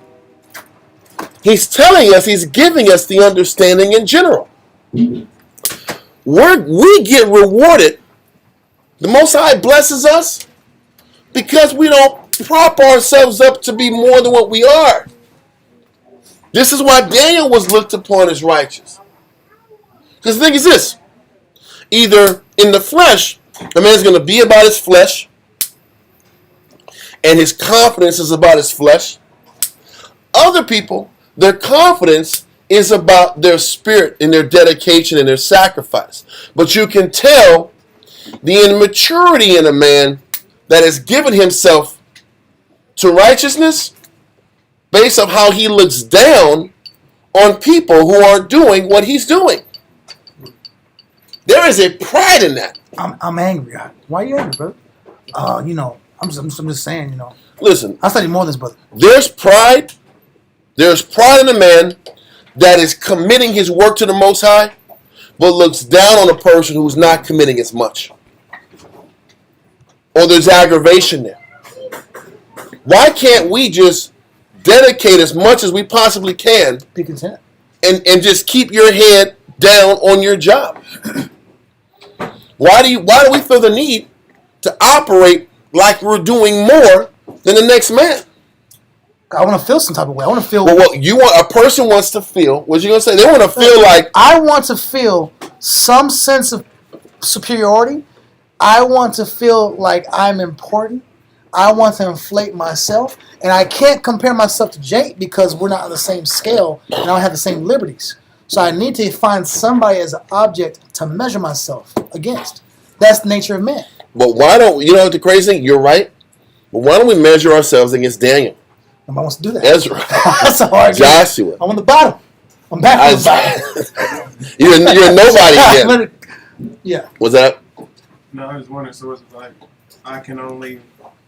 this is the only way I find value in myself. A lot of times people do. A lot of times men feel value in their sacrifices by looking down on Israelites who don't sacrifice as much as they do in their eyes. And that's pride. That's ego and that's pride. And the Most High doesn't respect your work. He says, I look at you, Ezra, as being marvelous because you don't promote yourself as being righteous. And it's an impure sacrifice. It's very impure. Listen, but Ezra's works are righteous. But he had righteous works, but never looked at himself like he was greater than anybody else who does less or more than him. Name of And Jesus. that's what made Ezra great. That's what made Daniel great in what he was saying in the book of Daniel, chapter 2. And he said, listen, man, it's not about me. Everybody else would have said, man, the Spirit was working through me today. The Spirit was working through me today. The Spirit gave me this vision. And you want to inject yourself into it. You know that's true? Because you can go back 10 to 15 years and look at Israel online, and there was who had the biggest knowledge base, who had the most breakdown, who had the most information. It was non-stop debates on I'm in the Spirit more than you're in the Spirit. And it was so embarrassing. It was actually, we embarrassed ourselves online. And I'm going to say this. This Scattered is a challenge that Israel has to fight even to this day. Yeah. Can you do your work? And can you make your sacrifices and commitment for the love of the work? Nothing more, nothing less. No Yes, car I- reward.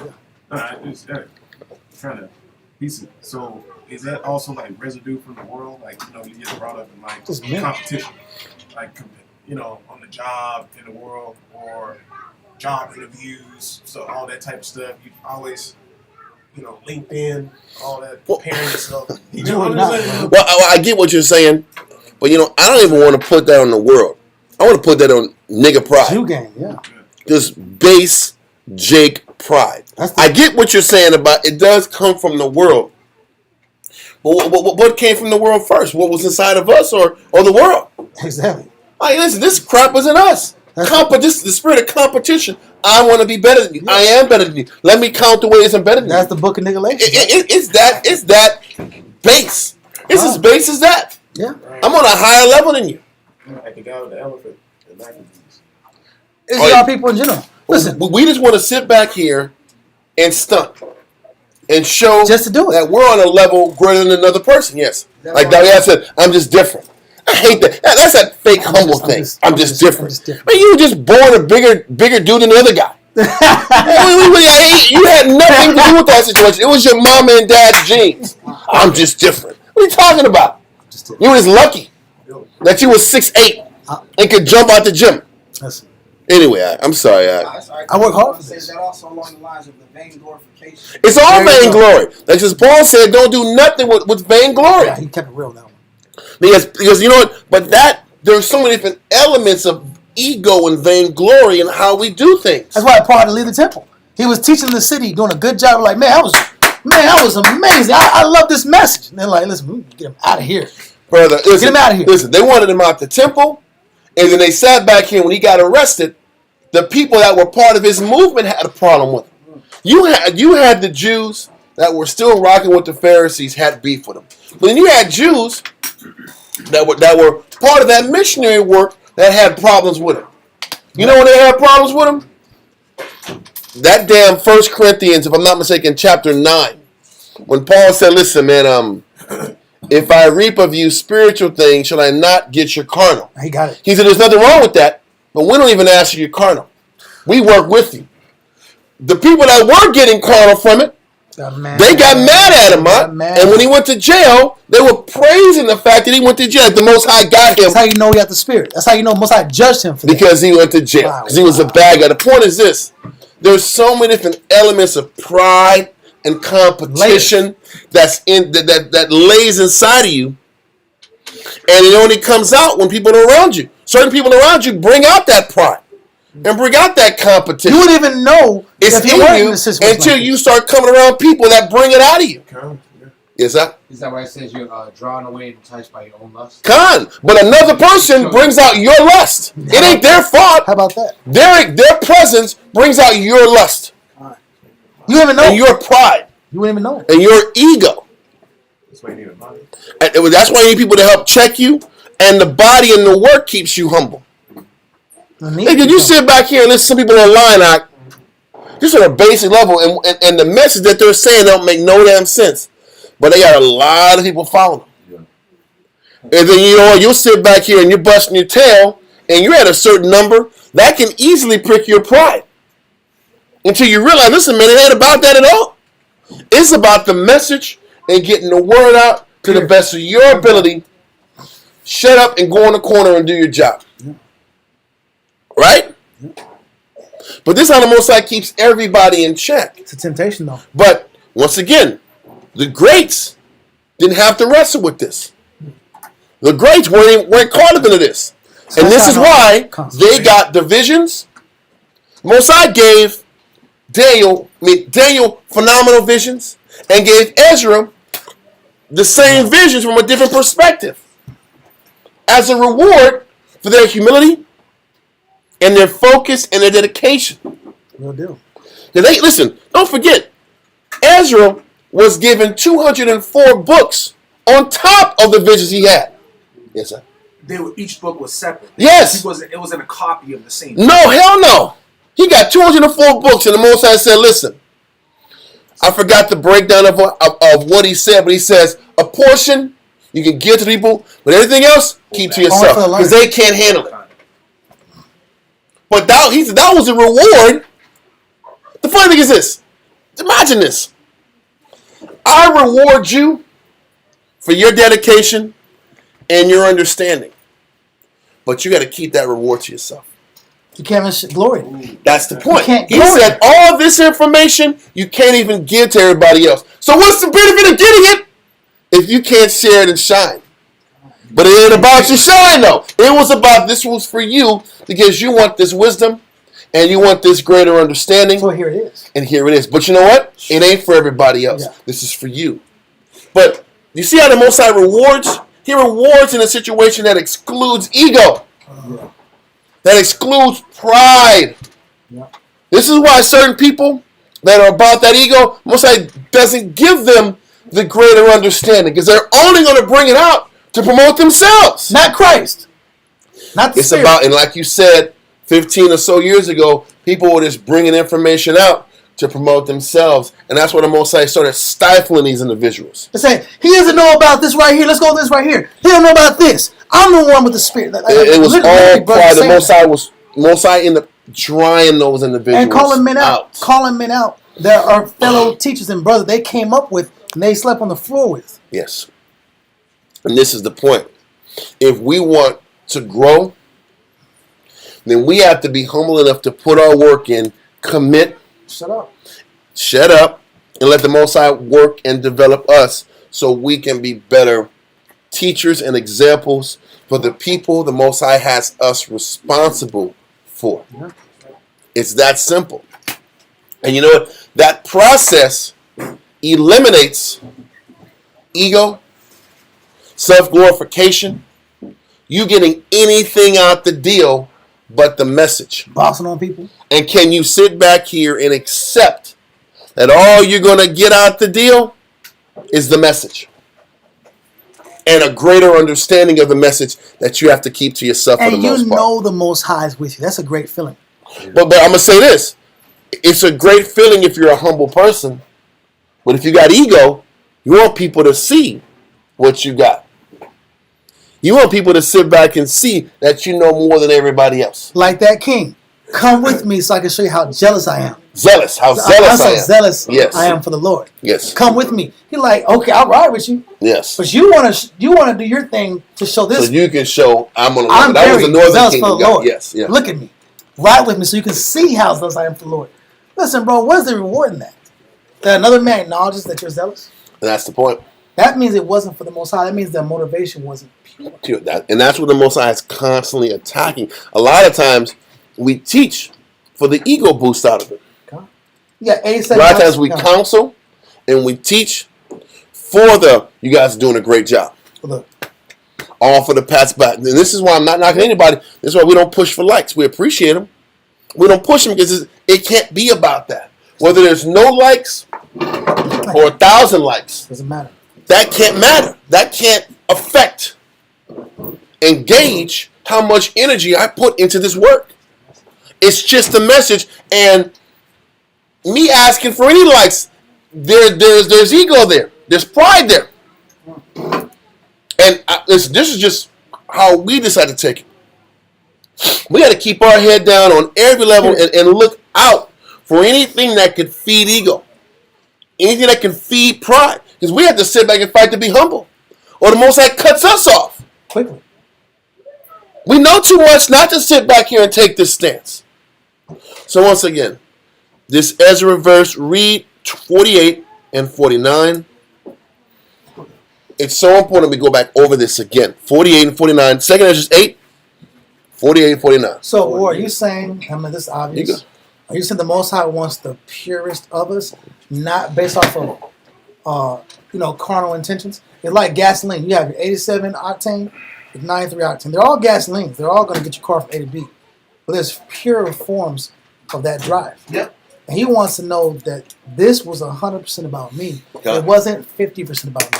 It's about me, and then your ribs saw you do it. And then, but this is the thing. Yeah. This is something that we have to work towards down the line. That's the goal. Over our time and our years, because a lot of times when you're younger, you teach for the listen. I was one of those guys that taught to cut people and taught to challenge. I meant to challenging people and checking people and. What do you know? What do you know, brother? So this is why the brothers that sit back and go into this where your fringes at zone. Like, okay, French police. The French police is here. Okay, bro, no problem. It's cool. I understand. I understand why. But can we just win people and teach them the word? Do we have to get into this confrontation about where your fringe is at? Or, okay, yeah, you're talking the scriptures, but where your fringe is at? Listen, what good is that?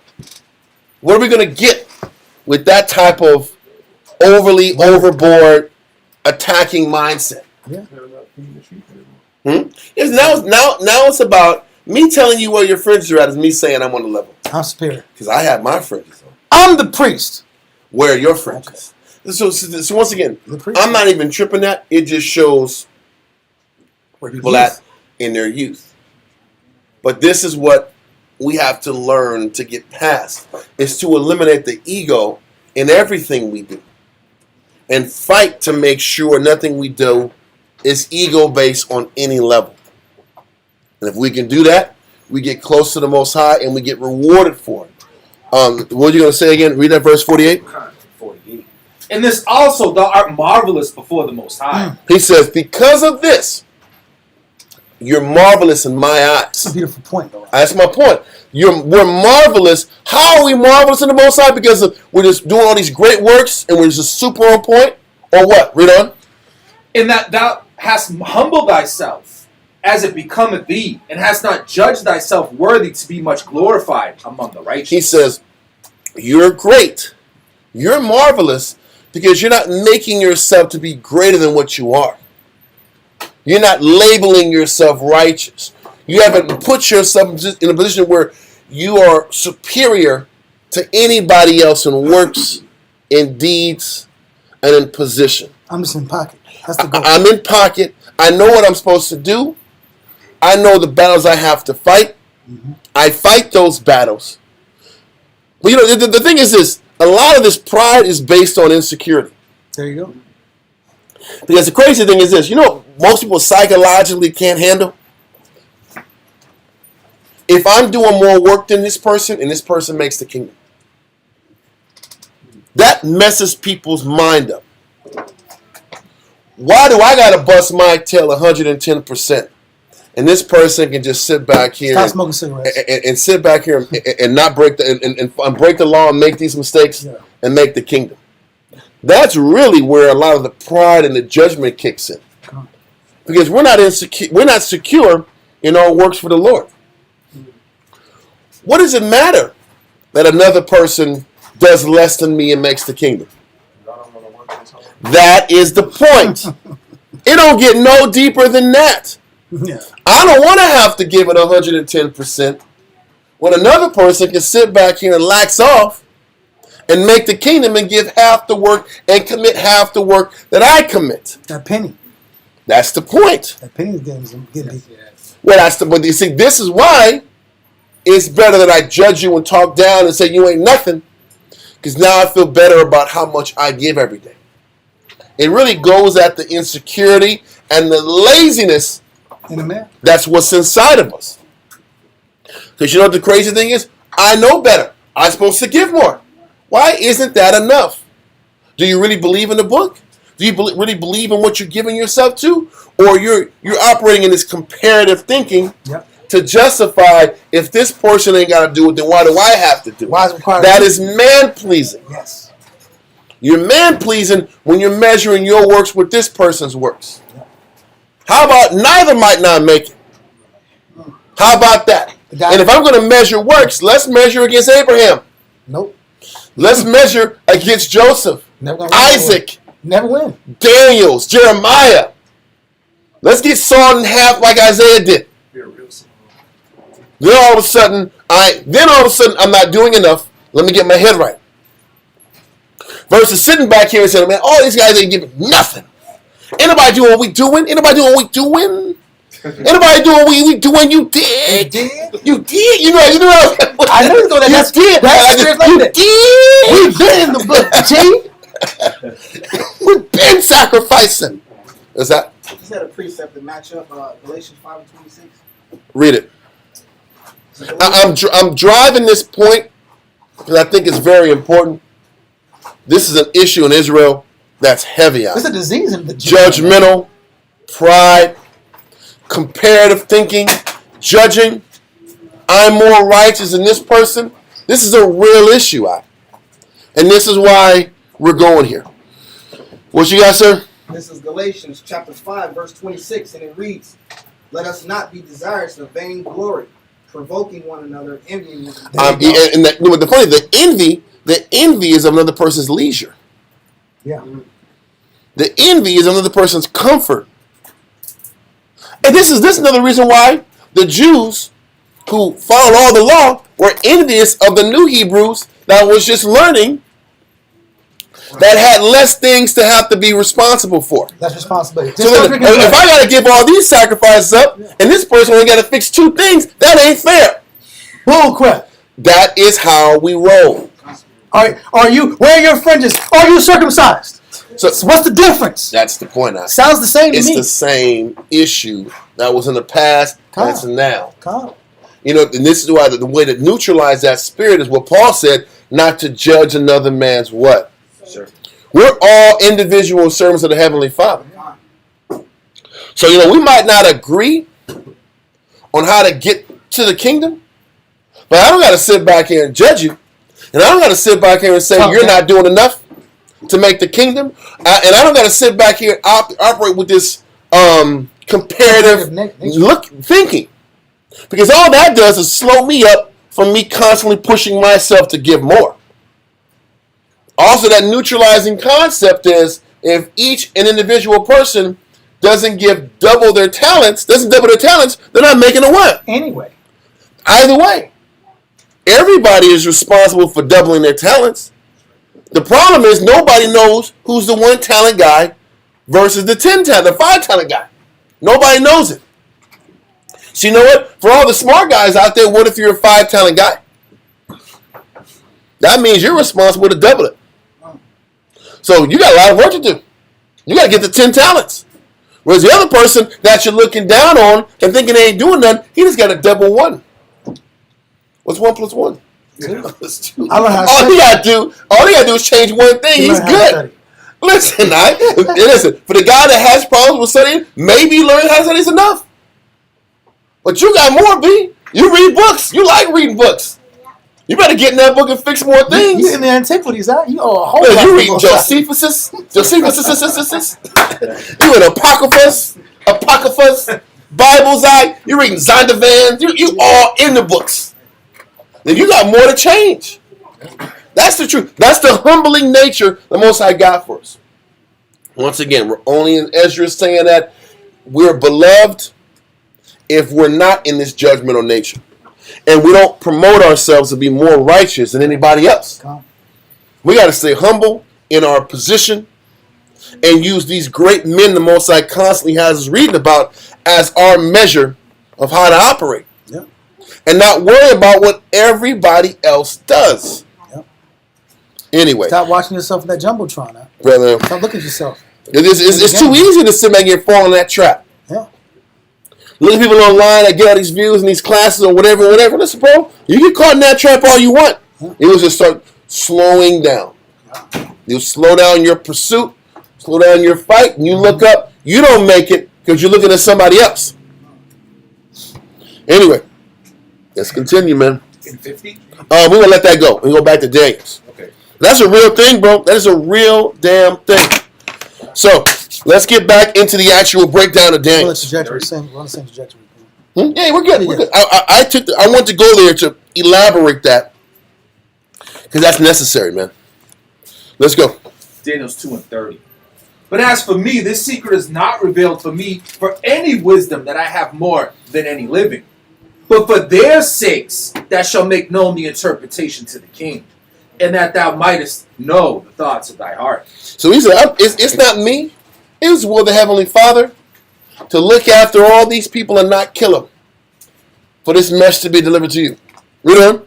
Thou, O king, sawest, and behold, a great image. The great image, whose brightness was excellent, stood before thee, and the form thereof was terrible. So it was a great and terrible and bright and excellent image. Read on. This image's head was a fine So gold. real quick, what we're going to do from verse 31 until verse 36 is just a dream. So we're going to read the dream, then we're going to sit back and explain it afterwards. I don't want to just double explain it over and over again. Okay? So read on. Thou, O king, sawest, and behold, a great image. This great image, whose brightness was excellent, stood before thee, and the form thereof was terrible. This image's head was of fine gold, his breast and his arms of silver, his belly and his thighs of brass, his legs of iron, his feet part of iron and part of clay. Okay. Thou sawest till that a stone was cut out without hands, which smote the image upon his feet, that were of iron and clay, and brake them to pieces. Then was the iron and clay, the brass, the silver, and the gold broken to pieces together, and became like the chaff of the summer threshing floors, and the wind carried them away, that no place was found for them. And the stone that smote the image became a great mountain, and filled the whole earth. Mm-hmm. This is the dream, and we will tell the interpretation thereof before the king. Now we're going to sit back here and explain the breakdown of this dream. Once again, Daniel explained that there was an image. The head was gold, right? The head was gold. The arms and belly were of silver. I'm sorry. The arms were of silver. The belly and thighs were of brass. The legs were iron. And the feet was mixed of iron and clay. Okay? So now we're going to, then this stone sat back here and destroyed and broke in pieces this strong, huge, big, bright idol. Okay, this image. So let's continue and get to verse 37. 36. 36. This is the dream, and we will tell the interpretation thereof before the king. Okay. Thou, O king, art a king of kings, for the Most High of heaven hath given thee a kingdom, power, and strength, and glory. So he says, read on. And whosoever the children of men dwell, the beasts of the field, and the fowls of the heaven, hath he given into thine hand, and hath made thee ruler over all of them. Thou art this head of gold. So the head of gold is talking about the Neo-Babylonian Empire. The Neo-Babylonian Empire that came into power in 605 BC. Okay? I know a lot of times it was said 586 BC, but the Babylonian Empire did not come into power in 586 BC. Hell, Babylon was a nation way longer than that. But Nebuchadnezzar, when he came into power, was in 605. And Daniel said that he was that head, he was that king. He was the king. Nebuchadnezzar was the king that finalized all the wars that his father had established. Because when his father had died, they were engulfed into a brutal battle with the Assyrian Empire. And the Assyrian Empire was on the decline. So in 605 BC, to be specific, that was the year the Assyrians fell. And the Babylonians had established domination of the entire territory.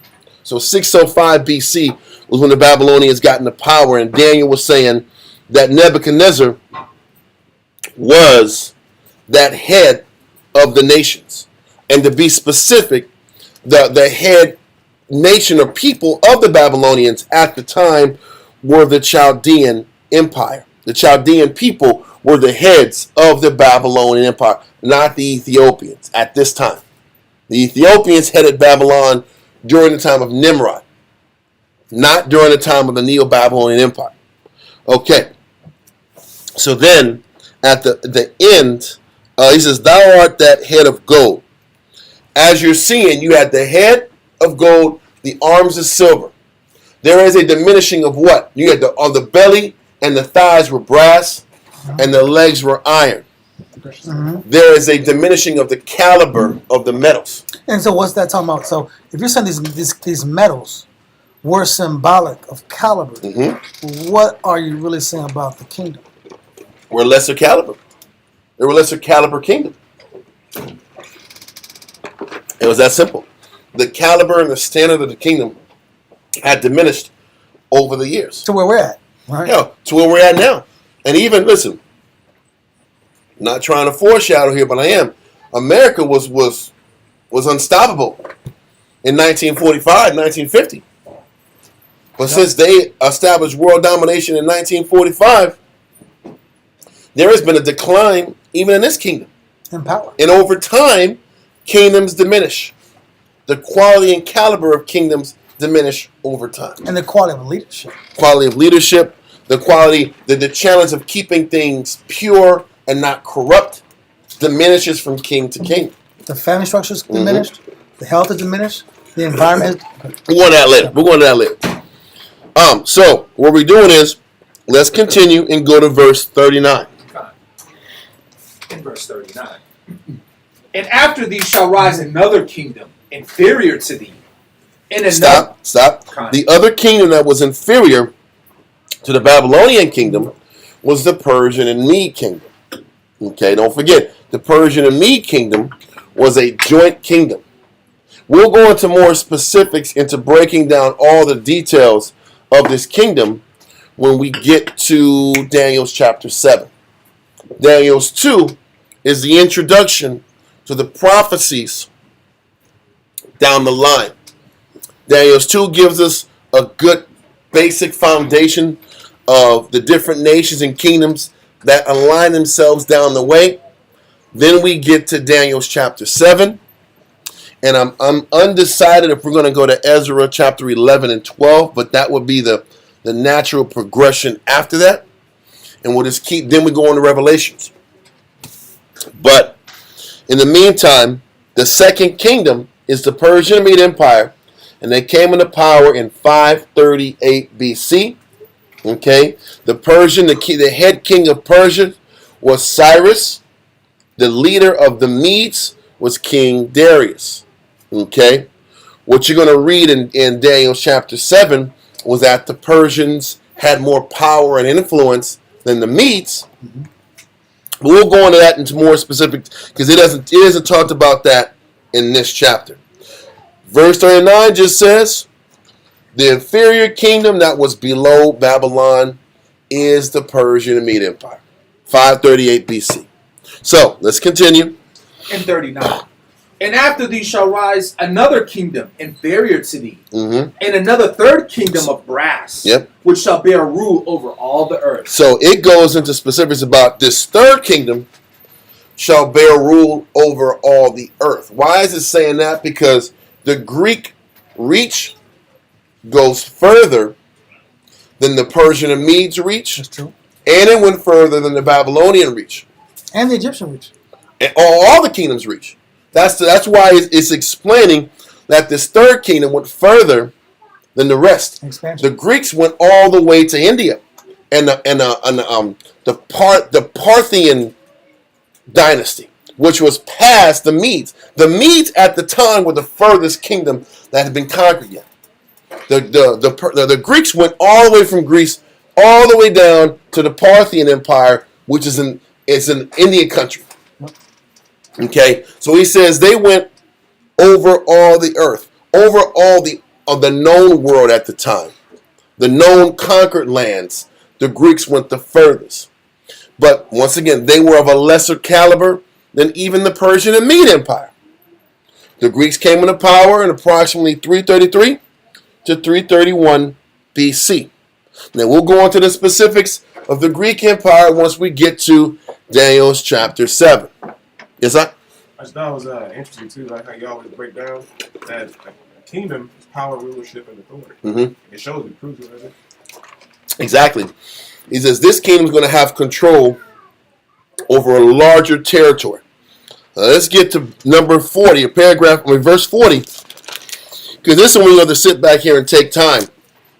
We're going to take time from verse 40 to verse 43. Matter of fact, verse 40 is quick. 41 to 43 is going to take some time. Let's read this. Daniel 2 and 40.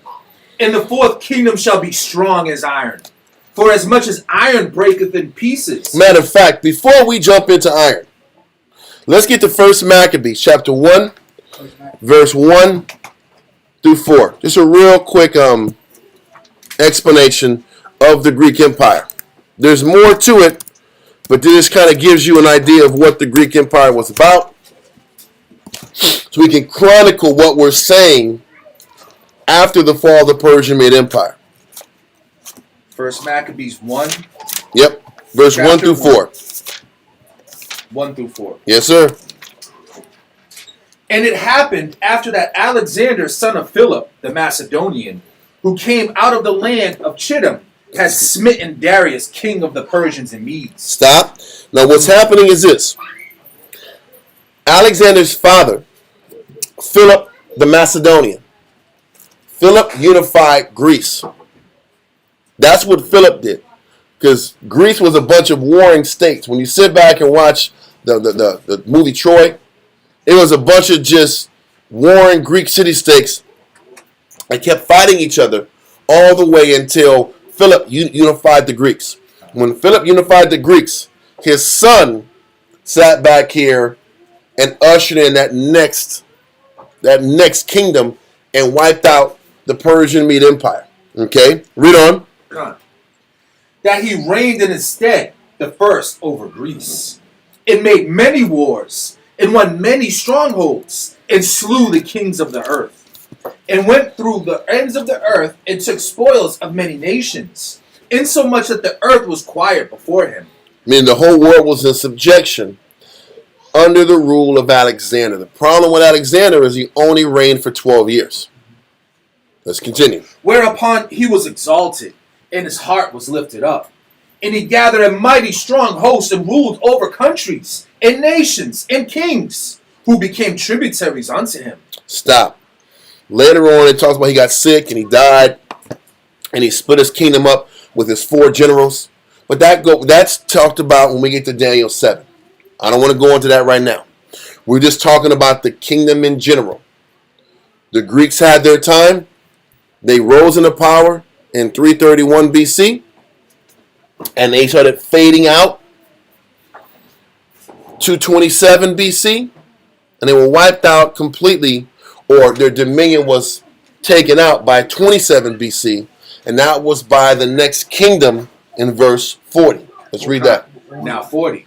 What was the year? You said 227? Well, I'll go into that in a second. I'm just kind of leading into the next. I'm segueing into the next kingdom. Read Now that. 40. And the fourth kingdom shall be strong as iron. The fourth kingdom shall be strong as iron, but is also a lesser caliber of metal. It's a stronger metal, but it's a lesser caliber metal as gold, silver, and brass. But it's strong and it's powerful. And the Romans, this is fourth kingdom, they're strong and powerful. Read on. For as much as iron breaketh in pieces and subdueth all things, and as iron that breaketh all these, shall it break in pieces and bruise. This is talking about the Roman Empire that initiated power in 227 BC. 227 BC was when the Roman Empire began to get into power. 27 BC was when they came into full power. Yes, sir. Wasn't the Roman army known as Ironclad Army? No, they were known as the Roman legions. Their legions were a feared force. I don't know about the ironclad part, but I know that their legions were feared and respected around the world. Okay? So once again, we were talking about the Greeks. They came into power in 333 BC. They came out of power in 27 BC. But the Romans had been building their power and empire from 227 BC until they got full power in 27 BC. Okay, what we're going to do is going to briefly explain the Roman Empire in 1 Maccabees chapter 8, verse 1 and 16, 1 through 16. Nagaha, let's get this one. I'm going to still have you on it. We're going to bounce off. Concept. Verse 9.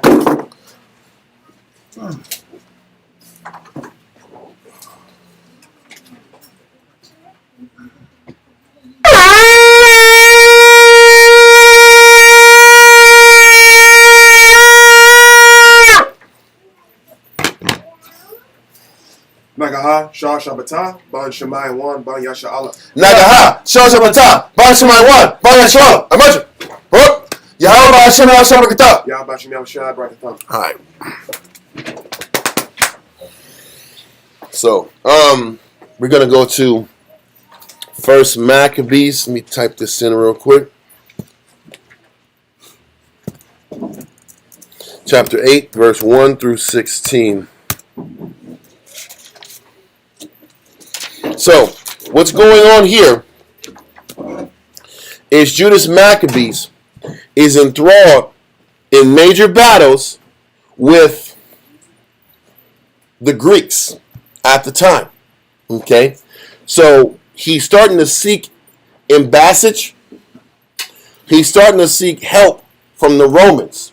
Because the Romans, while the Greeks are in power, like I already explained, while the Greeks were the major power in the Levant, the Romans were already on their way to getting a name for themselves.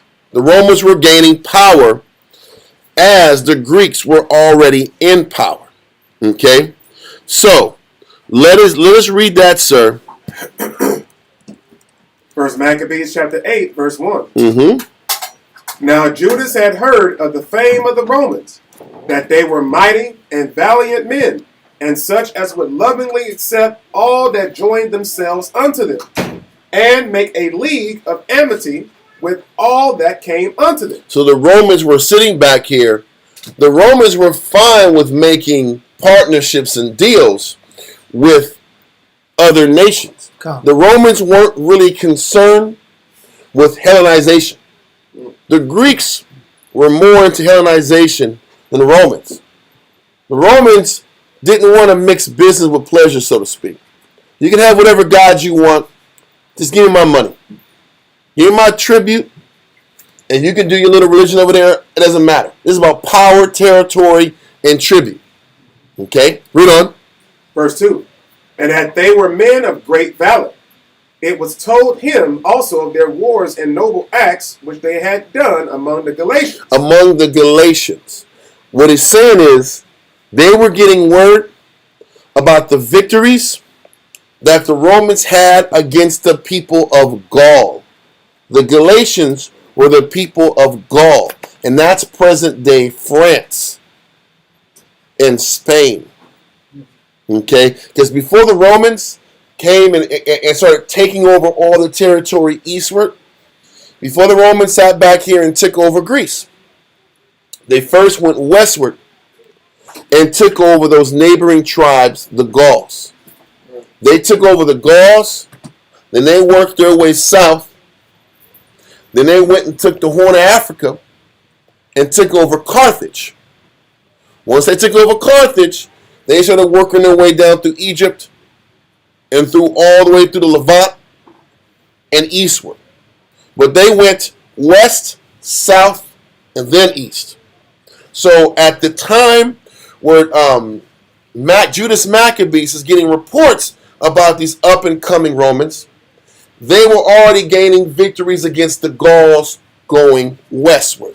And those are our people. Okay? It says Galatians, but they're the people of the Gauls that had migrated from Galatia years before. Okay? Read on. It was told him also of their wars and noble acts which they had done among the Galatians, and how they had conquered them and brought them under tribute, and what they had done in the country of Spain, for the winning of the mines of the silver and gold which is there. Like I said, they took over France, they took over Spain, and that was under the reign of Julius Caesar. Is when they took over all those lands and reigns westward. Okay, read on. Verse 4. And that by their policy and patience they had conquered all the place, though it were very far from them, and the kings also that came against them from the uttermost part of the earth, till they had discomfited them, and given them a great overthrow, so that the rest did give them tribute every year. So they worked a system to where even though these countries were far from them, they created a system where they can get tributes from these countries, and they had a system that was able to, they can keep their power, keep their jurisdiction, and keep that money flowing back to the greater power of Rome. Read on. Verse 5. Beside this, how they had discomfited in battle Philip and Perseus, king of the Sidonians, with others that lifted up themselves against them and had overcome them. Mm-hmm. How also Antiochus, the great king of Asia. Antiochus was the great king of the Seleucid dynasty. By the time we're in this situation, the Seleucid dynasty had from the Levant all the way to the land of Parthia. And Ptolemy had Egypt and the southernmost part of the Levant. And then you had Lysimachus, if I'm not mistaken, had Greece. Point is this. At this particular time, the Romans conquered. No, read verse 6 is going to explain it. Verse 6. How also Antiochus, the great king of Asia, that came against them in battle, having 120 elephants, with horsemen and chariots, and a very great army, was discomfited by them. So Antiochus, which was Greek, went to war against the Romans, and this Greek Antiochus lost. Read on. And how they took him alive, and covenanted that he and such as reigned after him should pay a great tribute, and give hostages, and that which was agreed upon. So what happened was, we just mentioned about how the Romans took over the Gauls, which was in France, and the people of Spain, and established tribute with them. Now the Romans conquered a great king of Greece that had control over the land of Israel, Syria, Babylon, so forth and so on. He beat him too. But instead of conquering the land that the Greeks had, they just said, we want a certain tribute annually, and we're going to take your son, Antiochus Epiphanes, and we're going to keep hostages in Rome to ensure that you pay us the tribute that you're supposed to pay us. Okay, read on. Verse 8. And the country of India and Media and Lydia, and of the goodliest countries, which they took of him, and gave to King Eumenes. So, India, Lydia, and Media, those were the countries of Parthia that Antiochus had reign over. They had to sit back and keep fighting eastward to create more windows and avenues for tributes to pay to Rome. And eventually, King Antiochus died in India or in these Parthian countries, trying to sit back here and get more finances to keep paying this tribute, to keep the kings of Rome or the senators of Rome of killing their sons that were hostages in Rome, if that makes any sense. Read on. Verse 9. Moreover, how the Grecians had determined to come and destroy them, and that they, having knowledge thereof, sent against them a certain captain, and fighting with them, slew many of them, and carried away captives their wives and their children, and spoiled them, and took possessions of their lands, and pulled down their strongholds, and brought them to be their servants unto this day. This is part of time when Greece fell. When the city of Greece, or the country of Greece, fell to the Romans. Okay, read on. Verse 11. But just know this much. Just because Greece fell doesn't mean the jurisdictions of Antiochus and the jurisdictions of Ptolemy actually fell at that time. because they were all split up in different countries and they had different power over different areas. Antiochus had power over from Turkey all the way to Parthia. Ptolemy had Egypt. Whoever was running, because I think it was Cassander had Egypt, or Lysimachus, one of the two, and they fell. Let's continue. Verse 11. It was told him besides how they destroyed and brought under the dominion all other kingdoms and isles that at any time resisted them. So the Romans had power and control over all the shipping cities, Crete, all those cities in the Mediterranean. They had control over all those towns and those islands in the Mediterranean. They had control over northern Africa, over Carthage. You read about Hannibal. The truth is Hannibal almost took out the Romans, but he didn't. He almost did. He never did it and the reason he didn't, the real reason is Carthage didn't financially back him enough to get it done. Stupid. So they lost, and Rome came back and destroyed Carthage and completely wiped it out. And that's talked about prophecy-wise in Ezekiel chapter 27 and 28. We'll go into that another time. But let's continue. Verse 12. But with their friends and such as relied upon them, they kept amity, and that they had conquered kingdoms both far and nigh. He said the people that they had beef with, they wiped out. But allies, they kept their treaties and they kept their alliances with the people that they made their deals with. Read on. And that they had conquered kingdoms both far and nigh, insomuch as all that heard of their name were afraid of them. Also that whom they would help to a kingdom, those reign, and whom again they displace. So what was funny is this.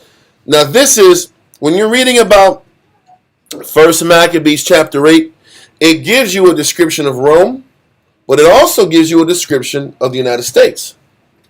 Okay? Because when it says also that whom they would help to a kingdom, those reign. And whom they displace. That's another word for that is proxies. Coups and proxies. I was reading I was watching this show on the Panama Canal, right? And in 1945 or so, I think Roosevelt was in power. They came down to Colombia because Colombia controlled the Panama Canal at the time. And they petitioned the president, the leader of Colombia, to give them a deal, to set this canal up, because the Frenchies came down and did it and they couldn't do it. They came down and they blew money and killed people and they died. People died. It was a construction catastrophe. So they came down and they talked to the Colombians and said, listen, man, let us do it. We'll pay you a sum of money. The Colombians tried to play hardball with the United States. Said, no, we want this deal in perpetuity. We want all these extra kickbacks. So you know what? It was funny because the show kind of went, they said, yeah, the Colombians gave the United States a deal they didn't like. So then the next thing he said is, then, X amount of years later, the Panamanians declared independence. It's like, what? How did all of a sudden a province of Colombia, think about the trails. The United States goes to Colombia and says, listen, man, we want this Panama Canal. Can we have it? They say yes, but under these bad conditions for the United States. And then a couple of years later, freedom fighters of Panama gain their sovereignty and gain their independence over Colombia. Now they have their own country. How did these rebels gain the finances, the money, the weapons, and the substance to all of a sudden gain sovereignty over the Colombians? Is that? In global recognition that they are independent. And they're all in globally. You are bequeathed independent country. And all of a sudden they said after this, the new Panamanian government said, United States, yes, you can sit back and put a canal in here. How coincidence? Oh, that's weird. How did it happen like this? The Panamanians just were shipped boatloads of guns, ammo, training. Militias came up out of nowhere. In order to set up a coup like that, you need money and finance. Real training, too. Real training. So you know what they did? They gave them their independence. And all of a sudden after that, they get a sweetheart deal to build this Panama Canal, and everybody makes money. But this is what right now in verse 13 is being said. Read verse 13. First Maccabees chapter 8, verse 13. Also that whom they would help to a kingdom, those reign, and whom again they would, they displace. So you know how they displace? You die in a plane crash. Because there's a book called Economic Hitman, Confessions of Economic Hitman. And these Edomite business power brokers, they come to these leaders of these countries, and they sit back here and give you a PowerPoint presentation about if you sit back here and accept this financing, we can put infrastructure in your country. We can sit back here and build your country up. We just need a sweetheart deal on your natural resources here and there. If the president says no, we're going to nationalize our minerals. We're going to nationalize our oil. We're going to nationalize our natural resources. So to nationalize something means the government is going to take ownership of whatever natural resource the country has. Which is natural. Well, so, It's not private. it's not private. So I'm Xing out all of the United States corporations that want to come in here and get a piece of the pie. So that means the nation keeps all the money, they keep all the profits, they keep the power. So what happens is when a leader says we want to nationalize our country, nationalize our product, then what happened in the 40s and 50s, United States said, oh, you're a communist. Mm-hmm. We need to liberate your communist country. So either they'll send, I got you, sis, I'll send a militia group to come in and take out the country, or a tragedy will happen. There will be a malfunction on a helicopter or a plane. The person will die, and they'll remove that leader. They'll displace him, like the scripture says here, the Romans did, and they'll bring in somebody that's going to play ball to allow the sweetheart deals to kick in. This is the same thing that happened with the guy that was Noriega. Manuel Noriega was the puppet leader brought in to replace, I forgot these names, there's a lot of Spanish names. There was a guy that didn't want to nationalize the area of Panama or Nicaragua. And he got killed. And they replaced him with Manuel Noriega. Noriega was on the United States side for many years. Before he became the bad guy that was the criminal on television, he played ball in the United States for 15, 20 years. And then when he finally told him no, now we're going to make you the bad guy and kill you. Slander. It's the same thing that happened with who? Many guys. Saddam Hussein. Osama bin Laden. Oh, yeah. They used bin Laden to sit back. He was praised as an Afghan freedom fighter to sit back and fight against the Soviets. And in the 80s, that movement that was financed by the United States helped topple the Russian government.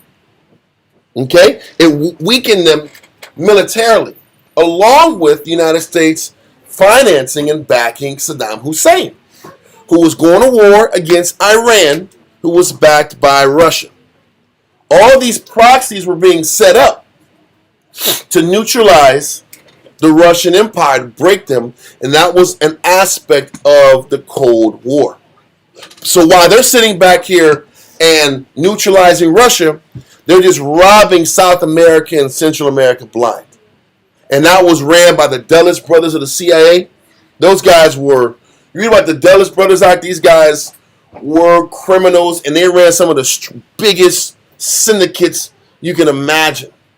But they would sit back here and they made business of taking out leaders that put the nation first, that put their nation first, and replace them with puppets that gave them sweetheart deals. Like South America, Central America, and they learned the playbook by the British Empire.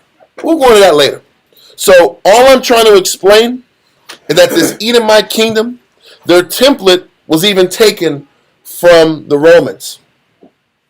The United States, the British, French, all of them took it from the Romans. Their way of empire building. Read on. Read verse 13 again. Was that who had a question? I'm sorry, sis. I'm sorry. Slaki. Oh no, I'm sorry. I'll just stretch quieter. Oh, it was a stretch. Okay, no problem. Okay, because it was like this. I'm like, okay, she had a real question. No, you're good. You're good. Verse 13. Also that whom they would help to a kingdom, those reign, and whom again they displace.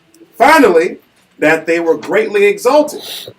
Yet for all this, none of them wore a crown, or was clothed in purple, to be magnified thereby. He says, and this is where the Roman approach lined up with the United States approach. There was no king of Rome. Right. There was no emperor of Rome. Okay? Or at least that wasn't the ideal of Rome. Read on. Rome had checks and balances. They had and it's going to explain about the Senate, the House. Well, that's the United States that they had them in the House. But they had ways to vote their leadership into power. Okay? Read on. Verse 15.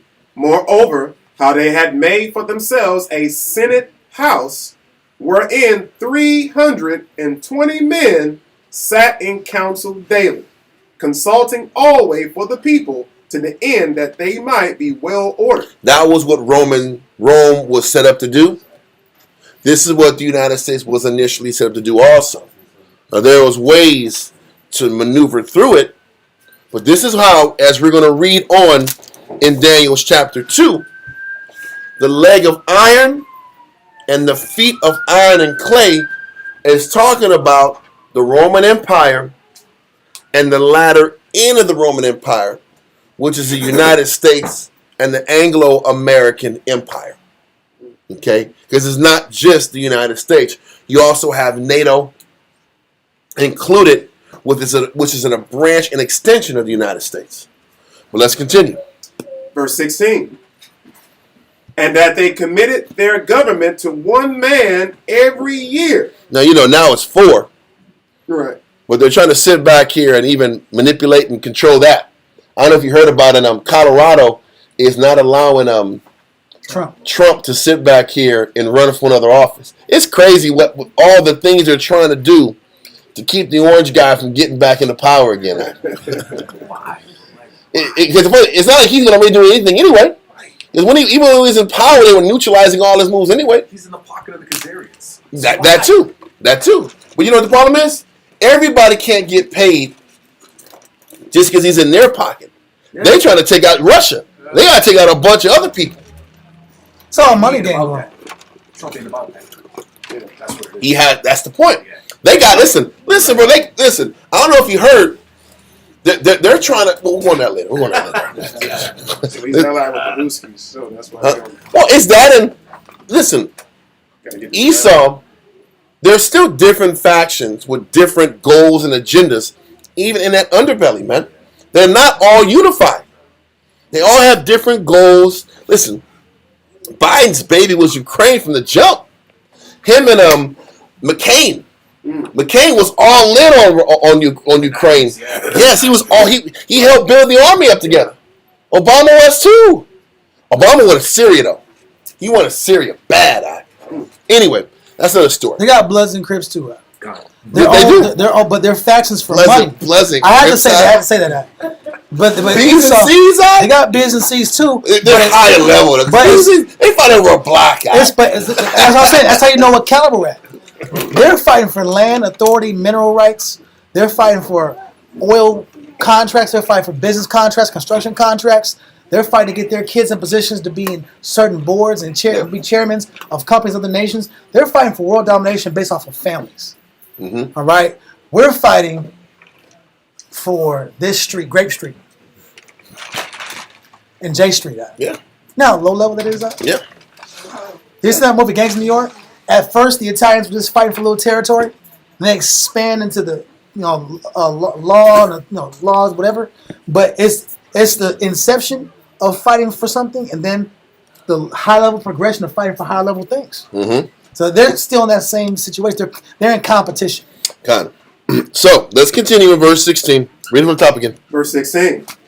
And that they committed their government to one man every year, who ruled over all their country, and that all were obedient to that one, and that there was neither envy nor emulation among them. At least that was the goal that was the idea of what Rome was. Now we know corruption ended up ensuing and breaking it down, but we're just establishing the structure that we as Hebrews even understood was what Rome was about.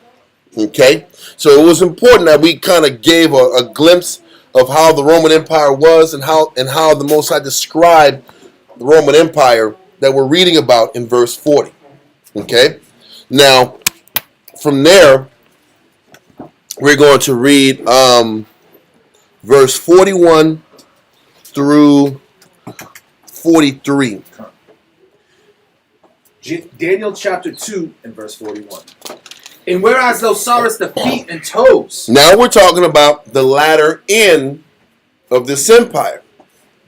The feet and toes is talking about the latter part. Just like when you read in Revelations, the latter part of the Edomite nation was the feet. And the feet of this beast was like a what? Was like a bear. Okay? The feet represents the end. So the end of this empire was mixed with iron and miry clay. It doesn't go into the specific country that was in power. It just gives you a description of this country that was the latter end of the Roman Empire. And reading 1 Maccabees 8, it kind of gives you an idea of the latter end of that empire is America.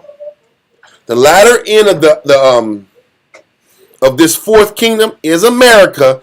And now what they're explaining about America is that its feet and its toes were part potter's clay and part iron. Okay, now read verse 41 again. And whereas thou sawest the feet and toes, part of potter's clay and part of iron, the kingdom shall be divided. The kingdom shall be divided. Now we know the iron represents the what? The military. Now, whether it's the Roman legions or the United States military industrial complex, it's still what keeps all the other nations in line. Listen, all these policies the Romans had that you read about in 1 Maccabees 8 only mattered because of the army that came behind them. When you sit back and read about the fall of Rome around 400 AD was when they couldn't keep paying the army anymore.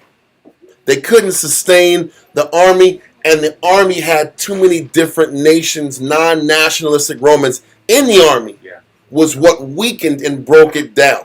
And we're going to read how that concept is similar to how what this latter end of America is. Let's continue. 41 from the top. Yes. And whereas thou sawest the feet and toes, part of potter's clay and part of iron, the kingdom shall be divided, but there shall be in it of the strength of the iron.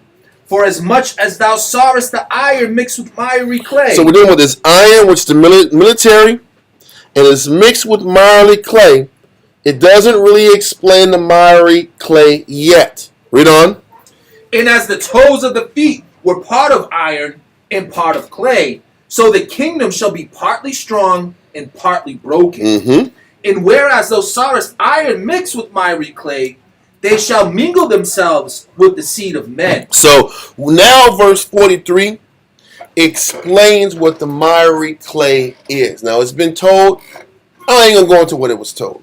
Let's go into what it is. But they shall not... Read verse 43 again. 43 from the top. And whereas thou sawest iron mixed with miry clay, they shall mingle themselves with the seed of men. Stop. This is what made the United States miry clay. Listen, once 1945 happened, Germany fell, right? Who were the world powers after that?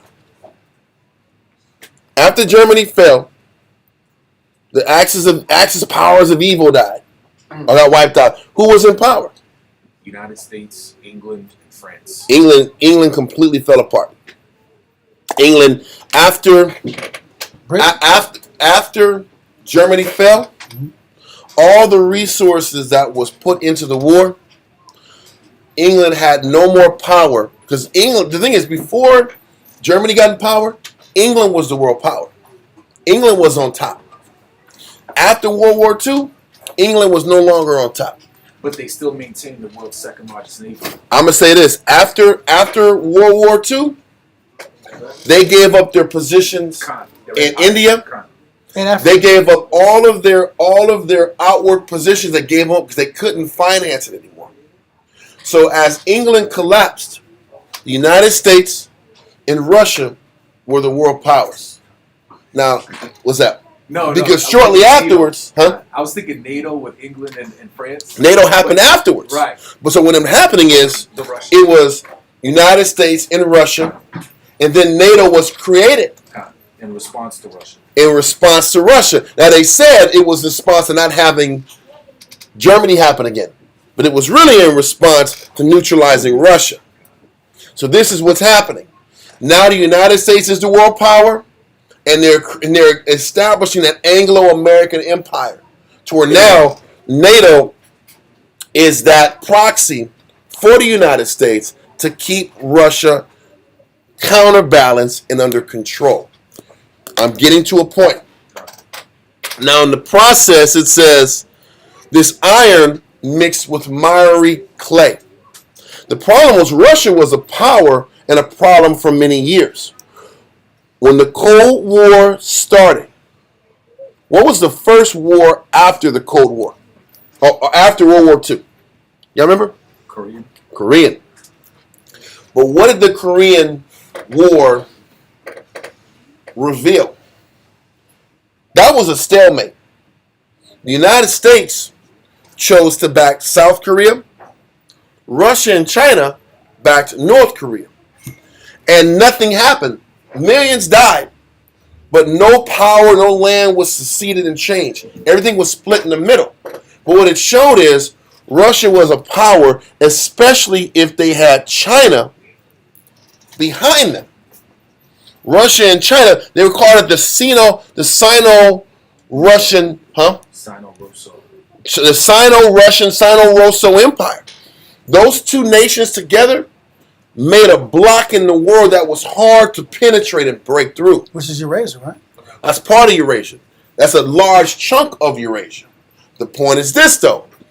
In the midst of America establishing power, what was one of the first things the United States had to do to break that up? Y'all remember? In 1970s, don't say it, Kissinger and what's his name? Nixon came together, and that was the first time they started doing peace treaties and business deals with China. They were sensing that the relationship between China and Russia was starting to break, because it was. Listen, if I'm not mistaken, by that time, Stalin was dead, Mao Zedong was dead, and that split started happening between China and Russia. But this is the situation. The United States started doing what with China? Trade deals. Trade deals, and also exchanging of what? Military secrets. Military information. How to sit back here and compete technologically with the United States. So the United States started opening the door to make China stronger as a bribe and a deal to separate ties from Russia.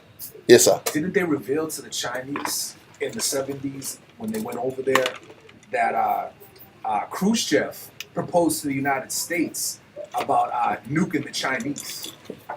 I don't know that part. I'm not saying it's untrue. But they created dissension. And they created a bigger gap between China and Russia for the purpose of weakening Russia. But in order to do that, the United States had to weaken itself. The United States had to weaken itself. Listen, the United States ended up making China a technocracy.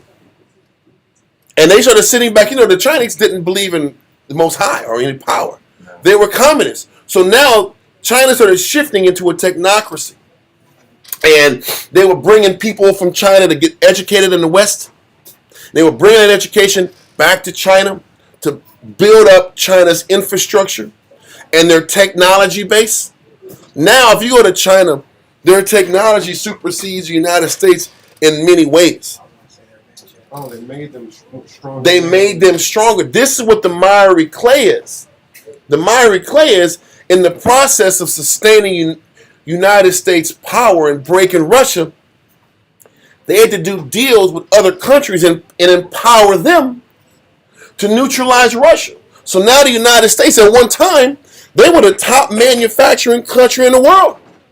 In the 50s, in the 40s. They were top dog. But now they had to sit back and start outsourcing their work. They started building China's economy. They started spreading the wealth to all these other countries to keep them in power. It didn't even start in China. It started in Saudi Arabia. They did deals in Saudi Arabia in the 50s for what? For oil. So to give us a sweetheart deal on oil, we will sit back here and send you military weaponry. We'll sit back here and send you rockets, missiles, artillery. Now we're giving the Saudis weapons and power. Then they did the same deals with India. They're doing all these deals with India. India now has missiles, nukes, weaponry. So in order to do all these multinational deals to break Russia, to keep your power all around the world, you had to empower other countries. And these countries that are empowered now, guess what? You can't push them around anymore. Now the United States comes to China and talks about what they want. They can't get what they want from China like they used to. They can't just bully them around like they used to bully China. Because now China has nukes. China has a navy. The United States Navy is still number one. But Russia's right there and China's right there. Russia sat back here and did deals with other countries too. Listen, the funny thing is, even Iran, what they don't tell you is Obama sent drones to Iran as a symbol of peace to try to do deals with Iran. But guess what? Iran took those drones, remanufactured it, and now we're selling those drones to the Russians, and they're kicking the United States' ass in Ukraine because of what the United States did to do a deal with the Iranians. What am I trying to explain? The United States has given up their power over 70 some odd years to reassure dominance in these countries, but you've also weakened your nation to establish and maintain power. Now, you can't just sit back here and push Iran the way you used to push it. You can't just flex on. Now, you have Russia has China as an ally. They have Saudi Arabia as an ally. The United States can't just sit back here and send troops to Saudi Arabia to scare them if they want to. Now they have weapons. Now China has weapons. Now Iran has weapons. Now you can't just bully the people where you want to. So United States has iron. They still have weapons. They still have nukes. But they're weakened now because they've allowed other countries to get empowered around the rest of the world to maintain their dominance over the years. Does that make sense? So this is where the iron and miry clay is talking about. It's not talking about on a lower level it's Democrats and Republicans, but that's light because they both play the same side anyway. Democrats and Republicans, they're all in the same game. And it just rotates by who's getting bribed the most. Because the funny thing is, Democrats and Republicans are still paying money to Ukraine to keep these wars going. So it's not like Democrats and Republicans is really the miry clay. The miry clay is all these deals that NATO went through and the United States went through to empower these small countries that have now grown to be little superpowers. Now you can't just flex on India anymore. They have sovereignty and power, and you got to bargain with them. But a lot of these deals aren't good anymore. Can't push around China. Definitely can't push around Russia. You can't push Arab world around either. They're not as inferior and archaic. You know why? They're not archaic because you gave them the technology not to be archaic anymore. You leverage it for a while. But it's caught up to them. And this is where it says the latter end of that foot, the latter end of the leg, now it's miry. Those toes. The toes is the very end of the foot. The very end of this empire is showing you now they're miry. Even right now. You got these damn Houthis is giving the United States problems, huh? The Houthis. The Yemenites. Red Sea. They sat back here and financed this little small outpatch of Houthis, which is a part of the Saudi Arabian Peninsula, to be a antagonist against the Saudis. Way back in the day. Now they're set back here, and all the trade ships that go through the Suez Canal, they block them off, unless they're Russian. The Russian ships can go.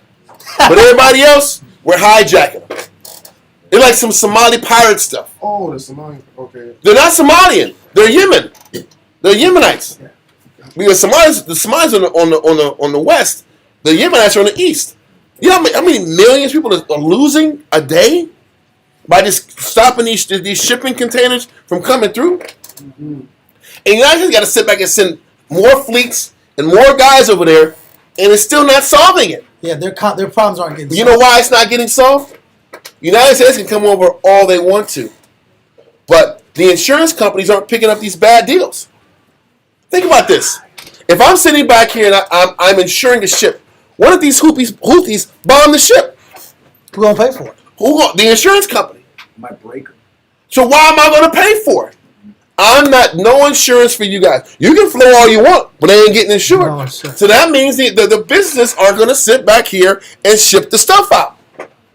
That's the point. So United States can caravan all they want. Cool. I'm going to still shoot a bomb at it. What are you going to do? I'm going to bomb it. I'm going to blow half it up, and then you got the rest back. Cool. Your insurance is jacked up. Nobody's going to shit in It's ships. more to it than people think. That's the point. That's the point. That's what they call these guys, the guys that are the warriors, call the politicians agency boys. Yeah. Because the politicians got power because they have to do things based on the correct economics. It has to make economic sense to go to war and deal with people. Bro, I hope I'm painting a clear picture about the iron and miry clay.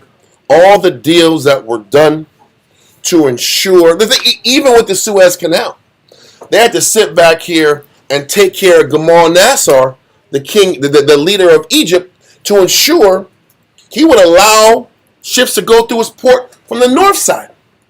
He actually sat back and did a boycott on ships going through the Suez Canal for 7 years. Then they came back and said, okay, man, what do you need?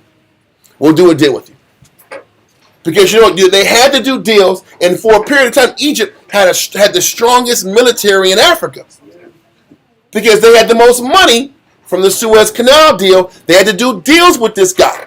The United States had to keep doing deals with these foreign countries to make money, to do business, for things to go smooth. And the more times you compromise with other countries, you're weakening yourself. Yes. Well, they don't have the money anymore to broker these deals. Right? Who's that? The U.S. They don't have the. Well, they can print the money. No. But the problem is this: you can print the money all day, but all those threats aren't working anymore. That's why BRICS, which is Brazil, sanction Russia, whatever. Listen, Russia is spitting on everybody's face. They said the United States and the rest of the world has put like over 1,000 sanctions on Russia. And Russia, over the last 2 years, Russia has made a profit of 5% over last year. They're good. They're making money, and it's forced Russia. Think about this. NATO in America is holding like around $300 billion worth of Russian finances and assets. And they've frozen Russian oligarchs' finances. So what Putin did is, they have Starbucks and Dunkin' Donuts and stuff in Russia. So Putin said, you're going to hold our money? Then we're going to sell your Dunkin' Donuts for $1 to our oligarchs. And just call it Bloom Bloom Bloom Bloom Donuts. Whatever. I don't know Russian words. I don't know Russian. Ruble Donuts. And he would sell their entire business for $1. Starzy bucks. And Starbucks, yes. Yeah, whatever the hell. Yeah. Whatever it is. And all of a sudden they said the Putin is a bad guy because he's sitting back here and selling our businesses for $1. How dare he? But the NATO is about to sit back here and divvy up this $300 billion and send it back to Ukraine to fight Russia. What kind of crazy thing is this, Zach? Anyway, what's that? I was saying because of the whole debt ceiling, like that money doesn't really have the value that they're shipping. Right now, but BRICS is sitting back here. Brazil, Russia, India, China, South Africa, and we're not Argentina anymore, but Saudi Arabia wants to get in, Iran wants to get in. All of these major powers, they're developing their own global currency. And once that global currency kicks in, Saudi Arabia is already accepting money for gasoline and oil, not in the dollar. So the American petrodollar is about to go down and have no value. Over time, the dollar is going to fall. It's just a matter of time. And all the other countries have stabilized themselves to embrace this fall because all these other countries have banked their money, hedged their finances, and backed it by gold. The United States hasn't. But Russia's backing their stuff by precious fine minerals. China, all these countries are doing it. They're trying to switch all their finances to a new currency to neutralize the United States in perpetuity. This is why the United States is out there trying to double down this fight. They have lost in Ukraine. They have no more soldiers. Things are going bad. I don't know if you heard, but Zelensky is just sitting back here. They're going to start going to these other countries that have been housing Ukrainians. And they're going to force them to go back to Ukraine to fight. They said, we got to get another 500,000 people. We're going to Germany. Get slaughtered out. We're going to all these countries where we know you went to because we kept track of you. And we're going to go get you and send you back on the front. Expatriate them. What's that? They're going to expatriate them. Yes. Soldiers on the front in Ukraine are in their 40s now. 40s and 50s, bro. And pregnant women. Pregnant women. Yes. Yeah. They can't do it. So what they're going to do, they're going to buy more time, kill more people. And I don't know if you heard that they're sending German troops to the Balkans. To Estonia, Latvia, and Finland. They're getting NATO troops up north to prepare for any additional battles that Belarus and who else might come through. They're still going. This is going. This is going to keep going because the United States has no choice. It goes back to that iron and miry clay concept. We're weak now. We're projecting strength, but all these countries are strong. So we have to sit back here and do something to neutralize these strong countries, or they're going to overthrow us and overrun us. This is America's last stand. Nobody's talking about it, though. This is it for their global hegemony. So I'm trying to explain what that miry clay really is. Give me verse 43. Trying verse 43. Give me verse 42 and 43. 42 from the top. And as the toes of the feet were part of iron and part of clay. So the end of the Roman Empire, which is the United States, is partially strong with their military and partially weak because they've had to give up their technology. They've had to give up there's all the elements that made the United States strong. They've had to outsource their work, outsource their products. What made the United States potent in the 50s is all the factories, all the industrial positioning was in the United States. In-house. Made in America meant something back then. Now they had to outsource their work to China to do a deal to keep China from siding with Russia. They had to sit back and do all this outsourcing of their strength, their technology.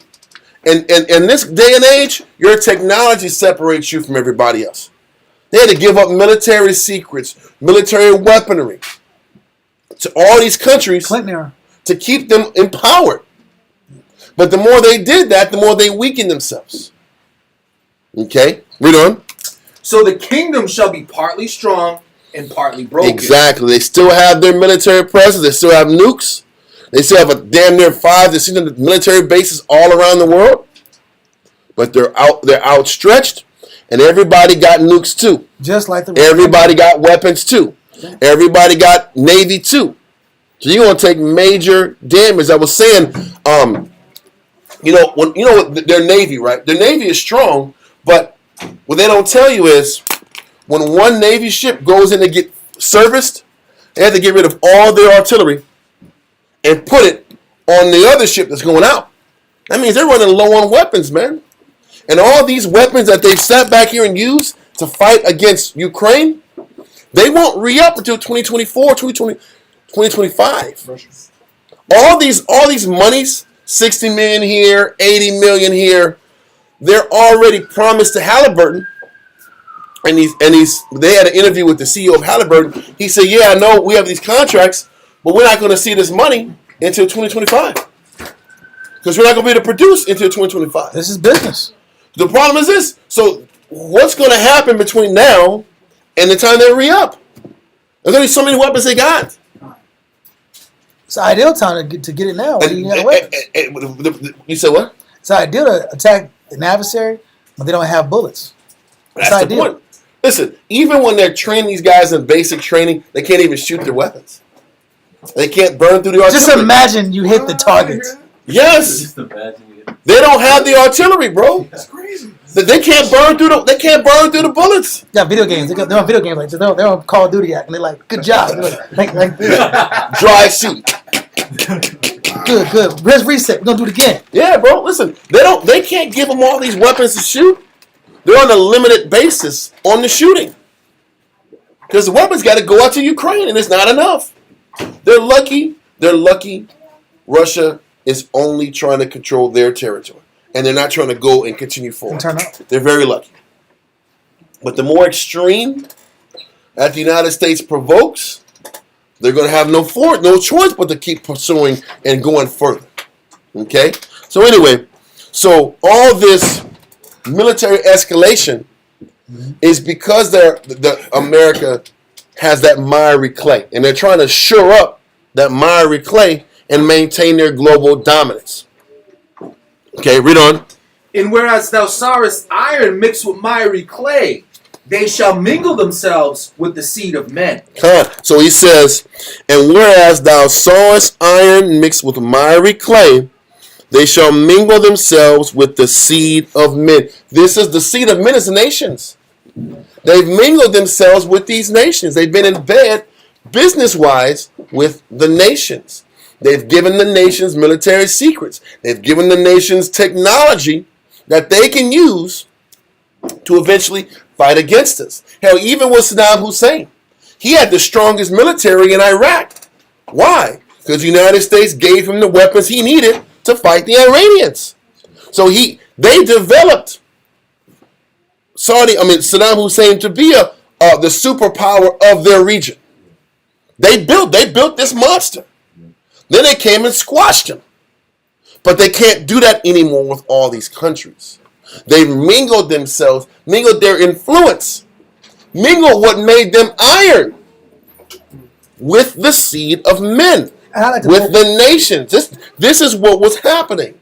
They weakened themselves by giving these other nations their weaponry and their power and their strength and their technology. And a lot of these guys that are being leaders in their countries go to the United States to get taught. Then they come back down. All these military generals get taught by the United States, and they go down to these countries to run their empires. I always wondered what that meant. I didn't understand this until now. As you brought that out. I want to pull a precept real quick. Khan. I want to pull a precept real quick. Okay. Obadiah chapter 1, verse 2 and verse 7. And this is why Trump always goes into all these bad deals the states have been doing for a succession of decades. Yeah. Bad deal after bad deal after bad deal because he's up on game. Because you're playing a position of weakness and you're empowering your enemies. You're trying to keep power and you're trying to keep your position, and you keep doing deals and bribes and weakening yourself for a short-term win. Yeah. They're getting short-term wins, but in the long run, you're empowering these countries. Obama giving Iran that drone was a problem. They didn't realize that 10 years later, the drone warfare was going to revolutionize warfare. Change the game, huh? Drone warfare has revolutionized war. I don't got to kill men in this crazy clip. I just got to find out through reconnaissance, through satellite reconnaissance, where you're at. Find out when you're there, and then bring this damn drone right in the room, right in your office, bro, and it's gone. Call it a day. I don't know if you see it online. Their drones are like they're in the air. Say for instance, the door's open. They can run drones, and when the door's open, they come right in here and blow up the damn room. That's what they're doing, huh? That's crazy as hell.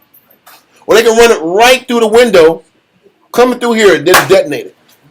They don't have to be sending these forces and all these guys, all this training. Why sit back here and risk 30 men's life when I can just sit back here, blow like around 35K, and do damage? It's a video game now.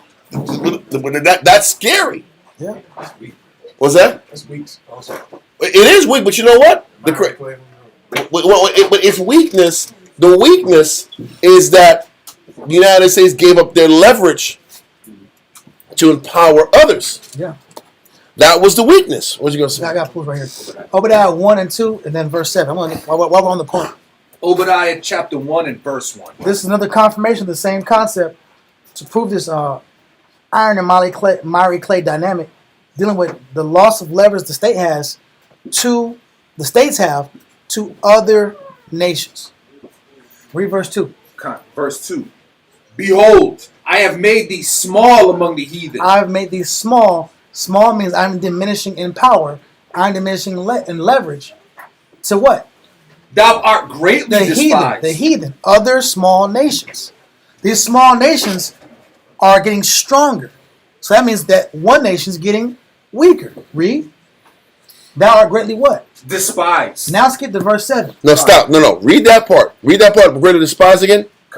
2 from the top. Behold, I made thee small among the heathen. Thou art greatly despised. Now I want you to hold this. I'm going to go to this and I'm going to let you finish that. Go to Daniel's 2 and 43 again. Mm-hmm. Daniel's chapter 2 and verse 43. Mm-hmm. Read that. And whereas thou sawest iron mixed with miry clay, they shall mingle themselves with the seed of men, but they shall not cleave one to another. And that's the point. The nations, the seed of men, is not going to cleave to America because they despise America. Mm-hmm. Like we read in Obadiah chapter 1 and verse 2. Yep. Somebody read that again. Now I'll read Obadiah 1 and you can go back to Daniel's. Obadiah 1 and 2 again. Obadiah 1 and 2. Behold, I have made thee small among the heathen. Thou art greatly despised. Listen, the heathen despise the United States. They're playing them just like they know they're giving up a short-term deal for a long-term solution. This is what China's been talking about from the beginning. Yep. They've been sitting back here taking crappy deals because they weren't in a position of strength. Leverage, yeah. So they had to take bad deals to gain time to build their infrastructure, their technology, their military, at least their naval superiority, so they can sit back here and protect themselves down the line from further U.S. advances. That's why they say, listen, man, we will blow this shit up with Taiwan when we let you take this over. I don't want to hear this sovereignty shit. We will blow this shit up. This is why the United States can't just sit back and bolo Taiwan. Even though Nancy Pelosi's son is one of the head directors of that microchip company in Taiwan. TSMC. Yes. They want their paws on that. Huh? And China's like, no, you ain't going to have this. This is our baby. And they're fighting over that technology that the United States shouldn't have gave them in the first place. So, Daniel's 2 again, it says, they shall mingle themselves with the seed of men, but they shall not cleave one to another, because the nations despise Esau. Why does the nation despise Esau? Because the Esau in America has been destroying and colonizing them and keeping them subjugated for years. Hundreds of years. Well, yeah, I mean, somebody even in present day, 30, 40 years, they've been subject. They've been vassals. So now they have a chance to even the playing field. This is why that iron and miry clay won't stay connected. Because the nations hate Esau. They're just using them like they've been used for 50 years. And before the United States, they were getting used by Britain. Okay? So where are you at? You at Obadiah?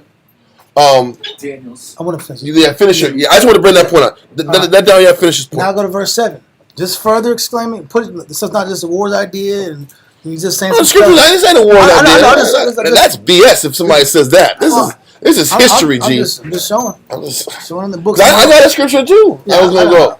I got proof. No, people be saying. I have proof too. Let's go to verse 7. Thank you, sir. Obadiah, verse You 7. read my mind, brother. My mind's telling me no. No, see, so you said not to say those kind of crazy terms. You tripping. It's like, yeah, sorry. Come on, It's like, Obadiah, verse 7. All the men of thy confederacy. all the men of thy confederacy, a league, covenant, or contract between two or more persons, men, body, or states, a mutual engagement, or a federal compact. The United States has federal compacts. They have connections and covenants and contracts with other countries. So all the men of thy confederacy or foreign contracts are what? Read. All the men of thy confederacy have brought thee even to the border. They're inside the borders. They're within the country. And they're, or to be specific, they're in the know. Oh. The problem is this: you let the cat out the bag. Yeah. You empowered these countries that hate you. Now they still hate you, and they haven't forgotten. They've kept score. They kept These score. nations have kept score. They haven't forgiven and forget like we do as a nation. We're the meat guys. We don't have Listen, bro. When you sit back here, when Anthony Blinken, which is the Secretary of State, goes to Saudi Arabia to try to get a deal, or Biden tries to go to Saudi Arabia and request that the king of Saudi Arabia opens up the scenario and gets more oil to the United States, and they say, "No, man, we're not doing that. We're not sitting back here and giving you guys more oil." And then the funny thing is, nobody, when Biden and Blinken came out there, nobody went to see him. Nobody went to visit him off the plane. Putin goes, they have red, they have flags and music. Hey, hey, hey, hey, hey, hey, hey. They're partying. Hey, with the feet kicking out. Welcome. And then they're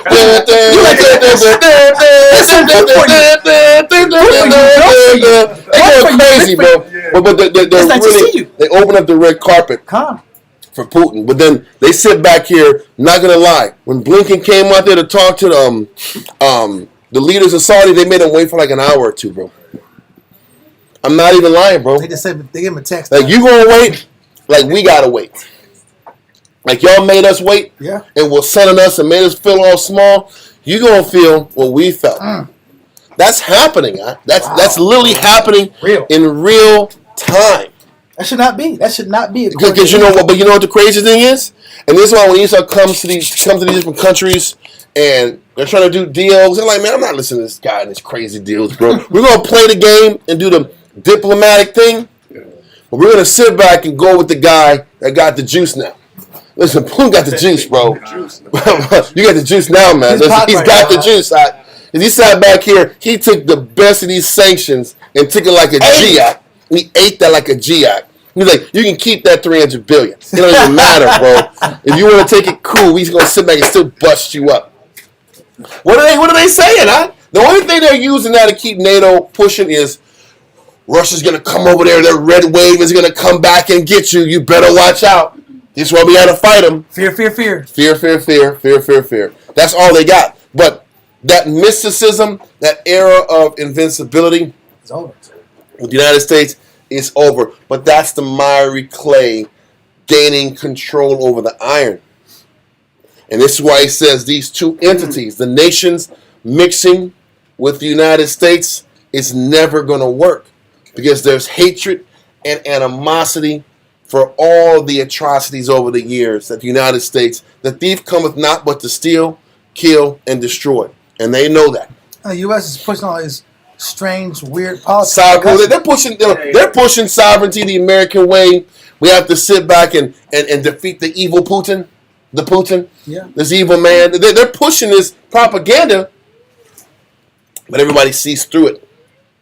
They see through it now. Whereas they didn't see it in the past, they see it clearly now. Super clear. Now, okay, you got more? Okay. Yeah, finish this up. Verse 7. All the men of thy confederacy have brought thee even to the border. Read on. The men that were at peace with thee have deceived thee. They were playing cards, bro. So you never play poker with a Chinese guy. Who said that? I'm just- What do you mean?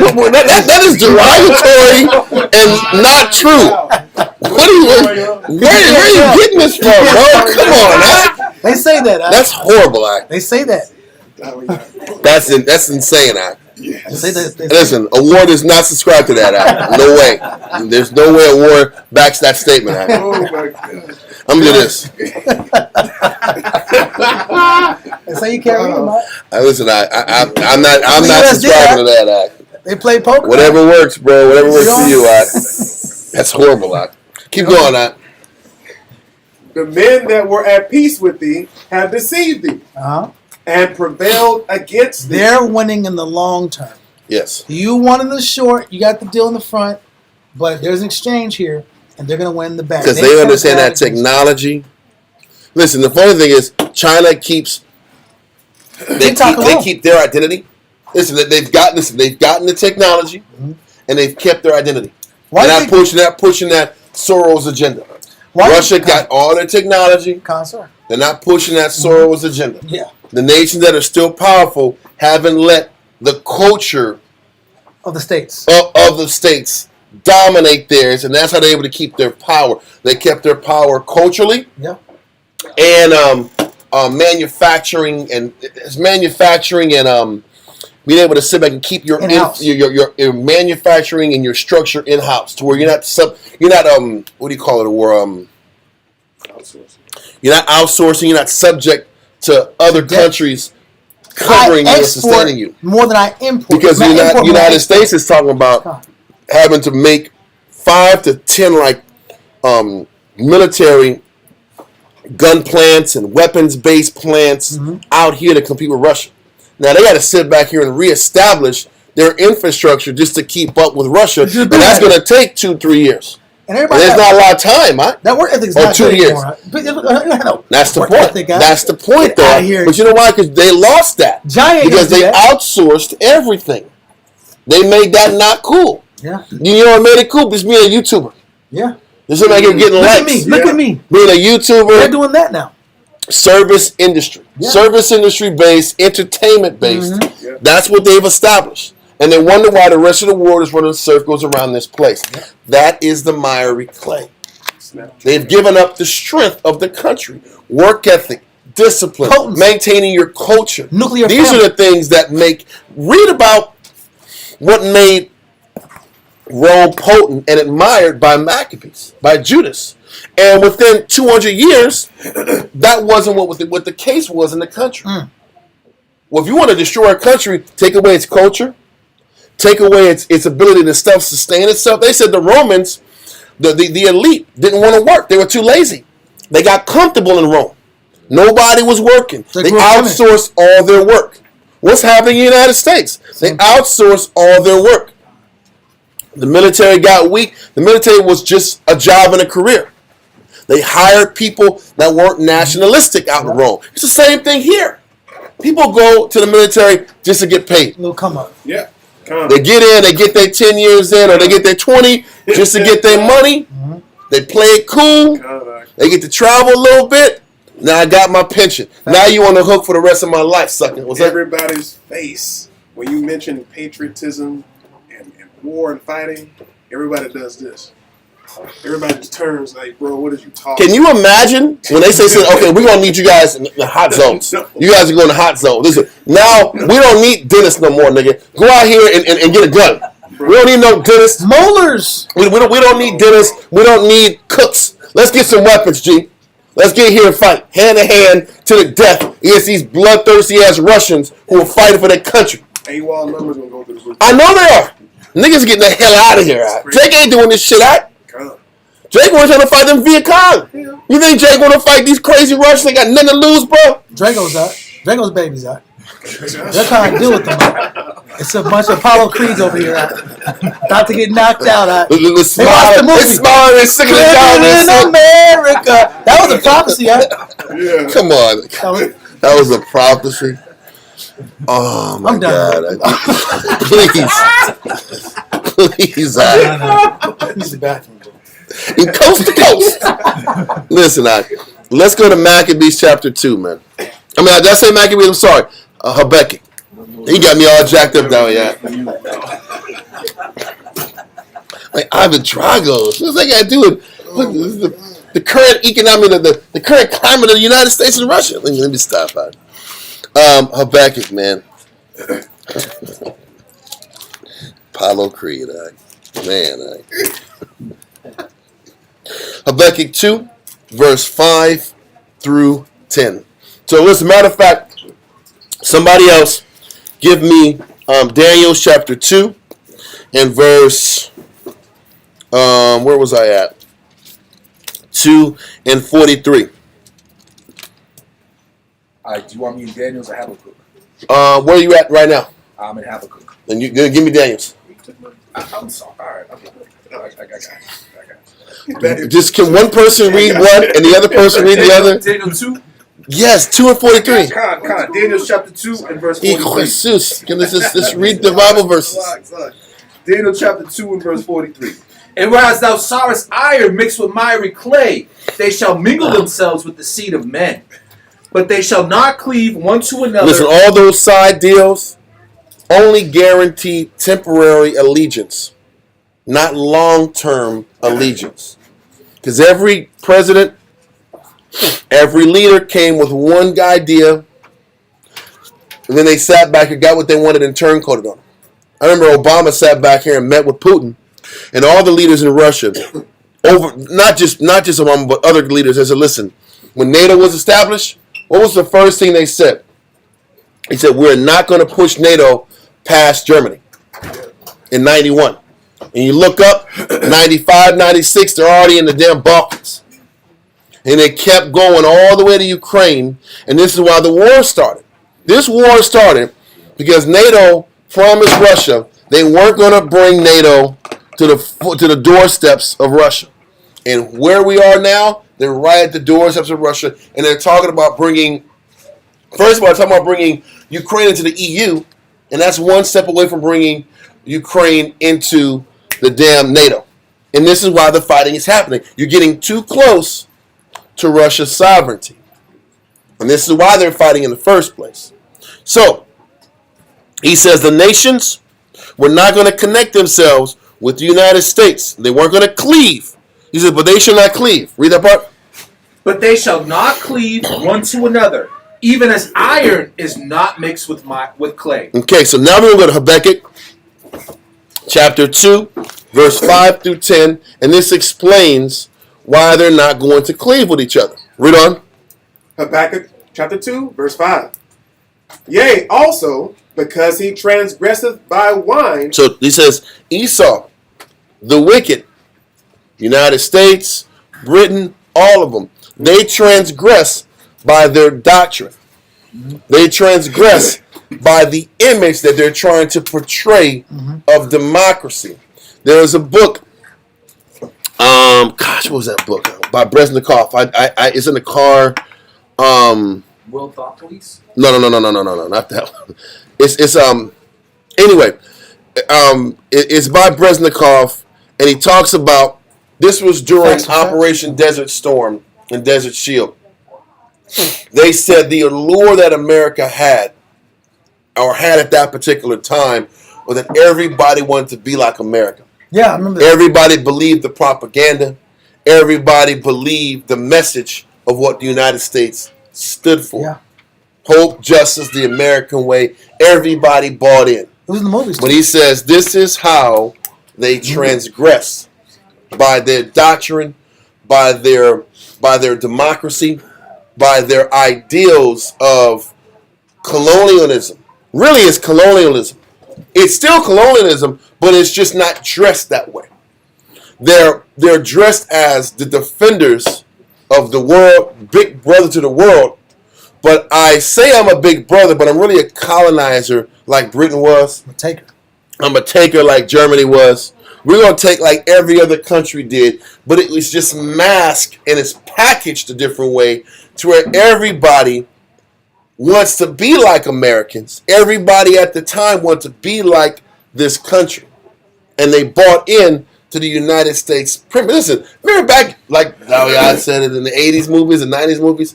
Everybody that Russian was the evil bad guys. The robots, heartless people, and the Americans were just cool guys trying to live right and do right by one another.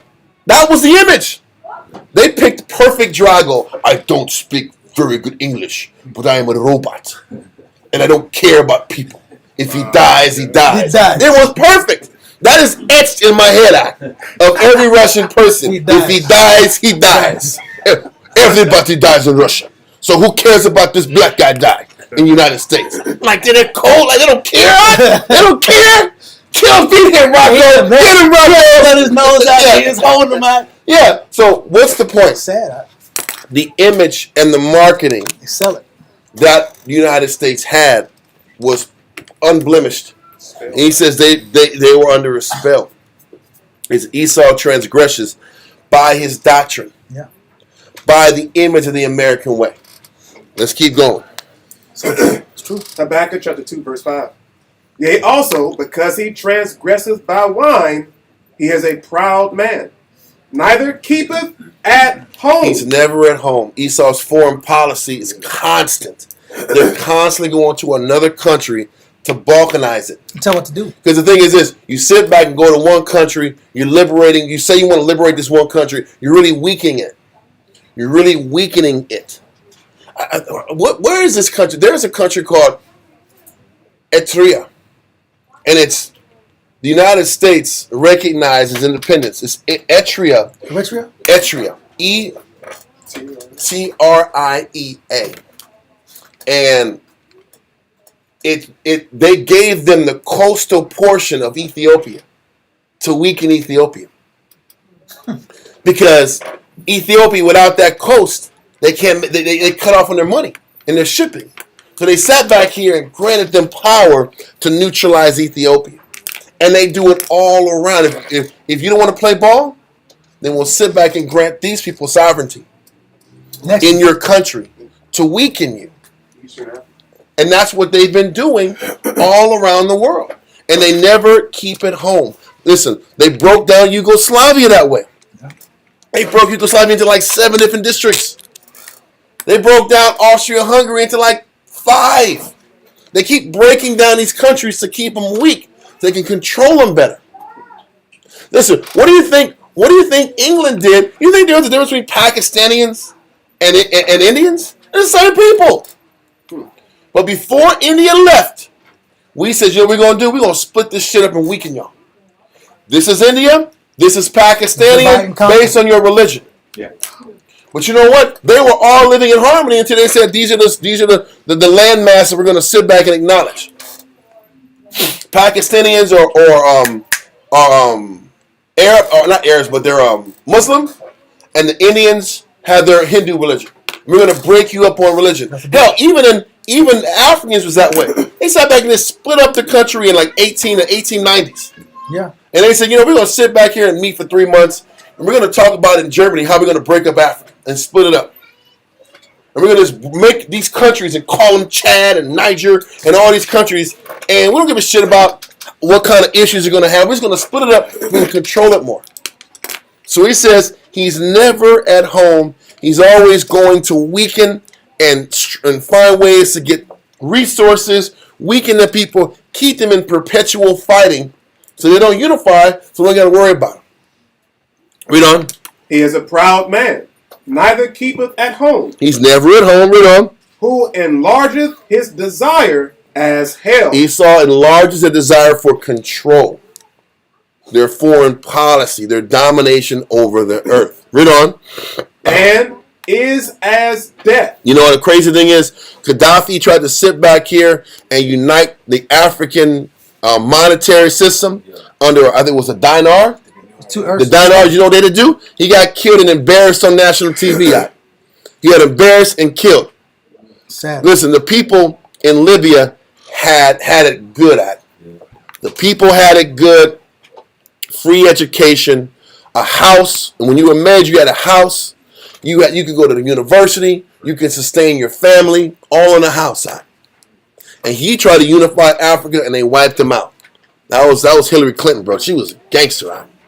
Point is, they enlarge your desire as hell and as death because we're going to control you and we're going to wipe you out.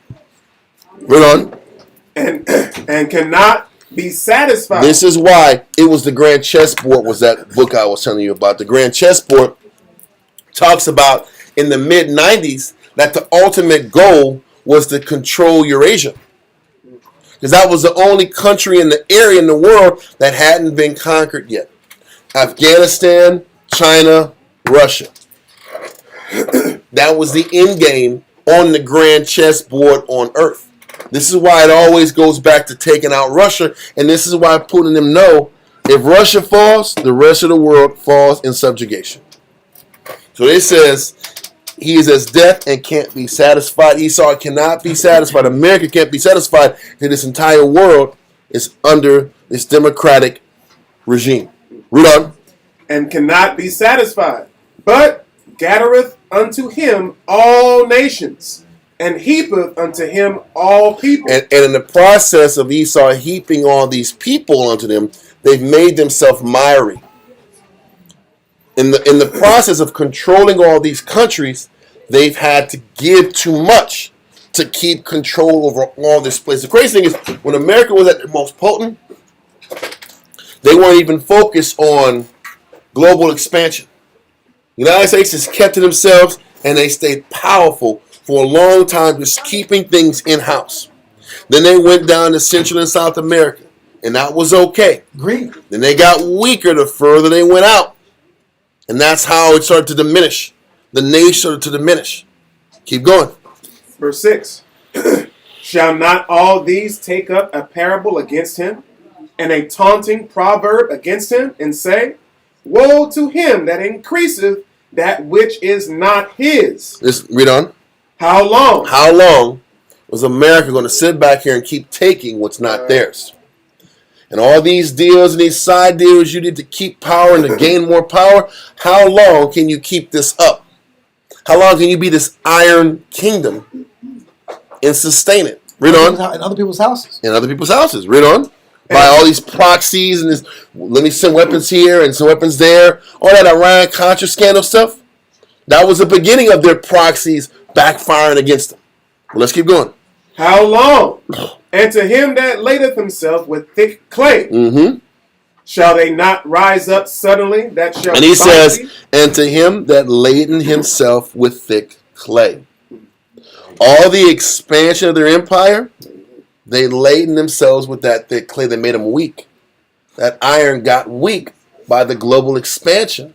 He says, how long can you guys keep sitting back here increasing and expanding out and overstretching yourself? The more you overstretch, the more you got yourself into that position of clay. Does that make sense? The clay works here. Read on.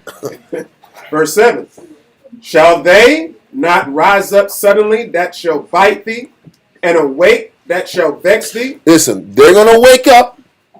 They're gonna get the necessary technology to sit back here and push back. Now they're gonna vex you. Read on. They're not liking it now. Read on. And thou shalt be for booties unto them. He says now they're gonna sit back here and start taking advantage of you and start taking pot shots at you. For a while, for a period of time, you better elevate and push people up and get them and get strong. He says, now we're getting to a point where they're going to sit back here and start taking shots at America. Read on. Verse 8. Because thou hast spoiled many nations. America has spoiled many nations, taken advantage of many nations. Read on. All the remnant of the people shall spoil thee. The rest of the nations are going to spoil you when you get too weak to get to this position. Read on.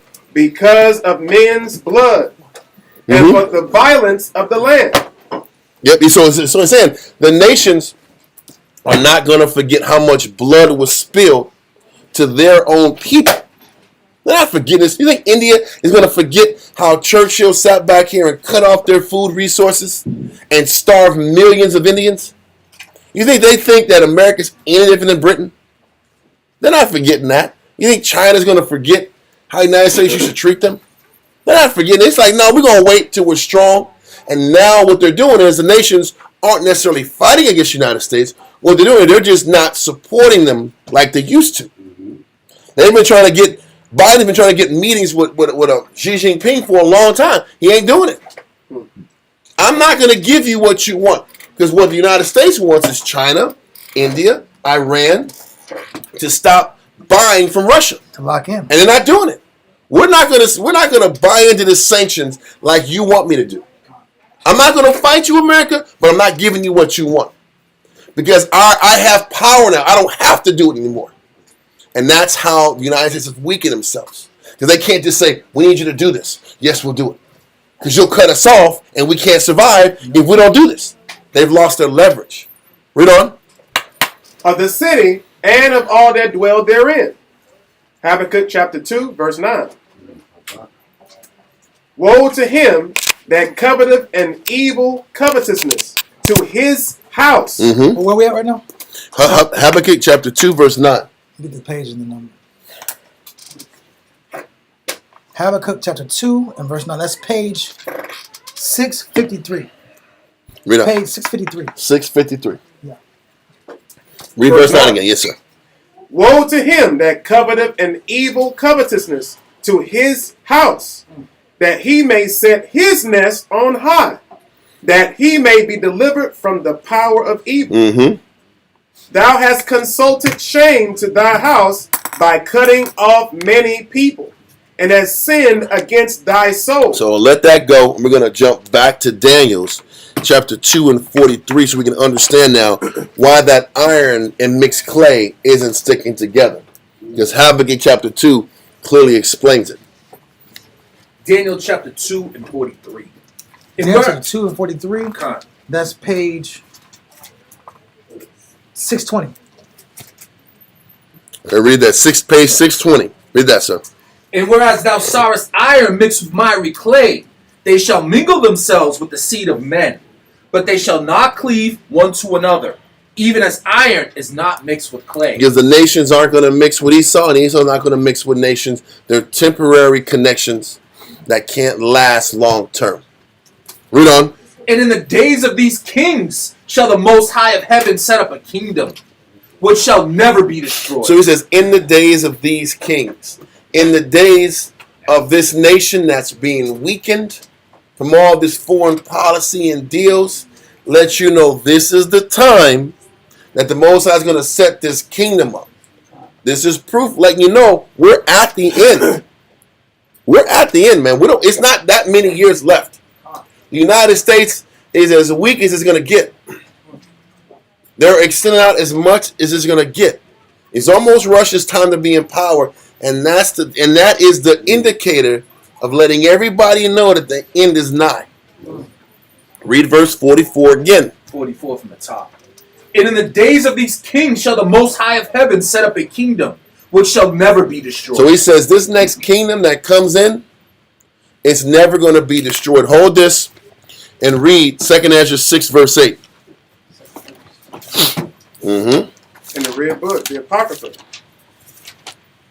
Page 2 21. Ezra chapter 6 verse 8 is page 20. Matter of fact, it's 2 Ezra chapter 6 verse 7 through 9. Red book. For those that know, the Apocrypha was a part of the original King James Bible in the year 1611.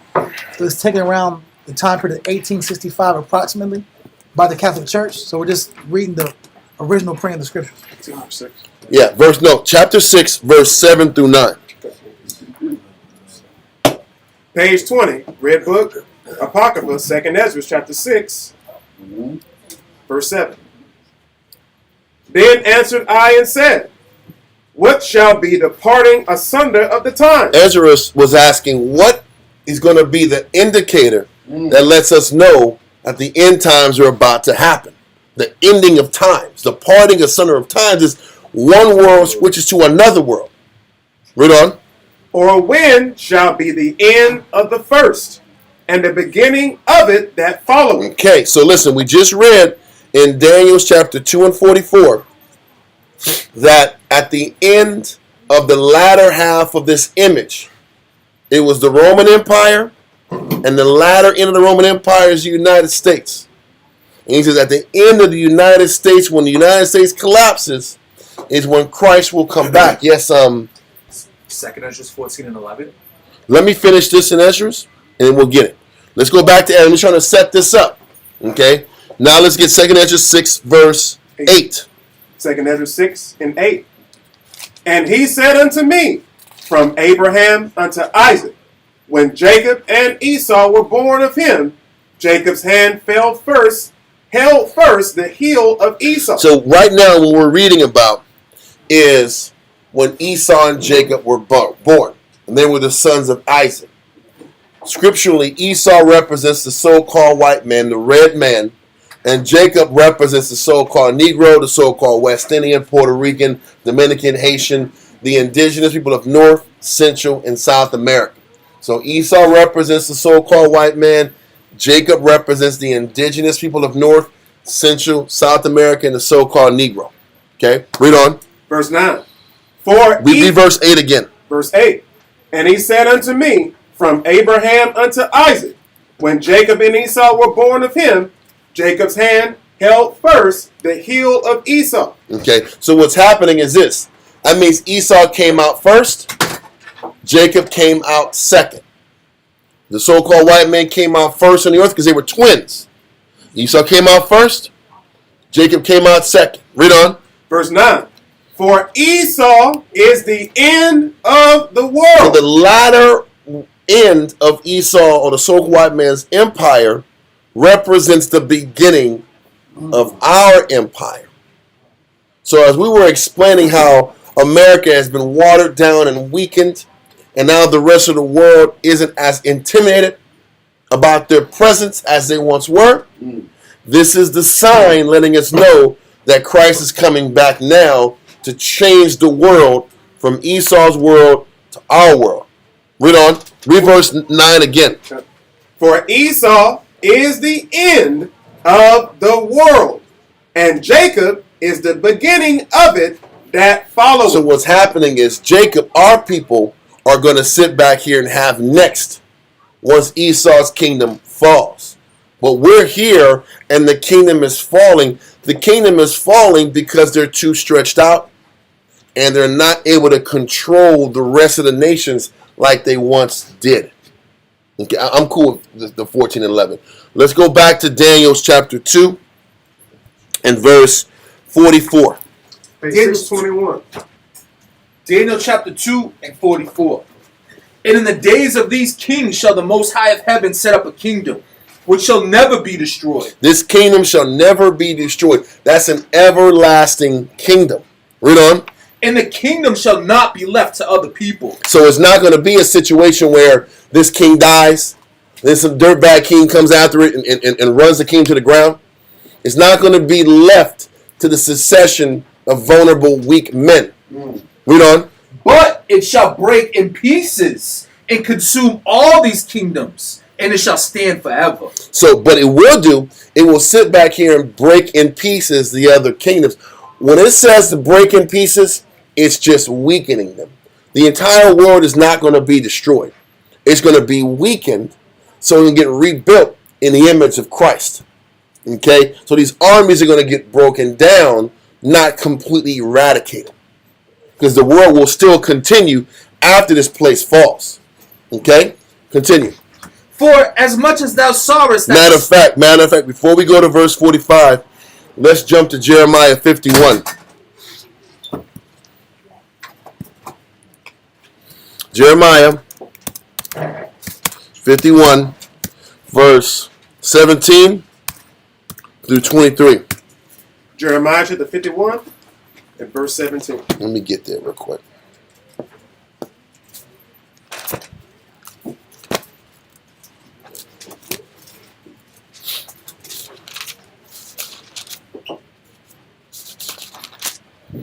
Jeremiah 51, verse 17.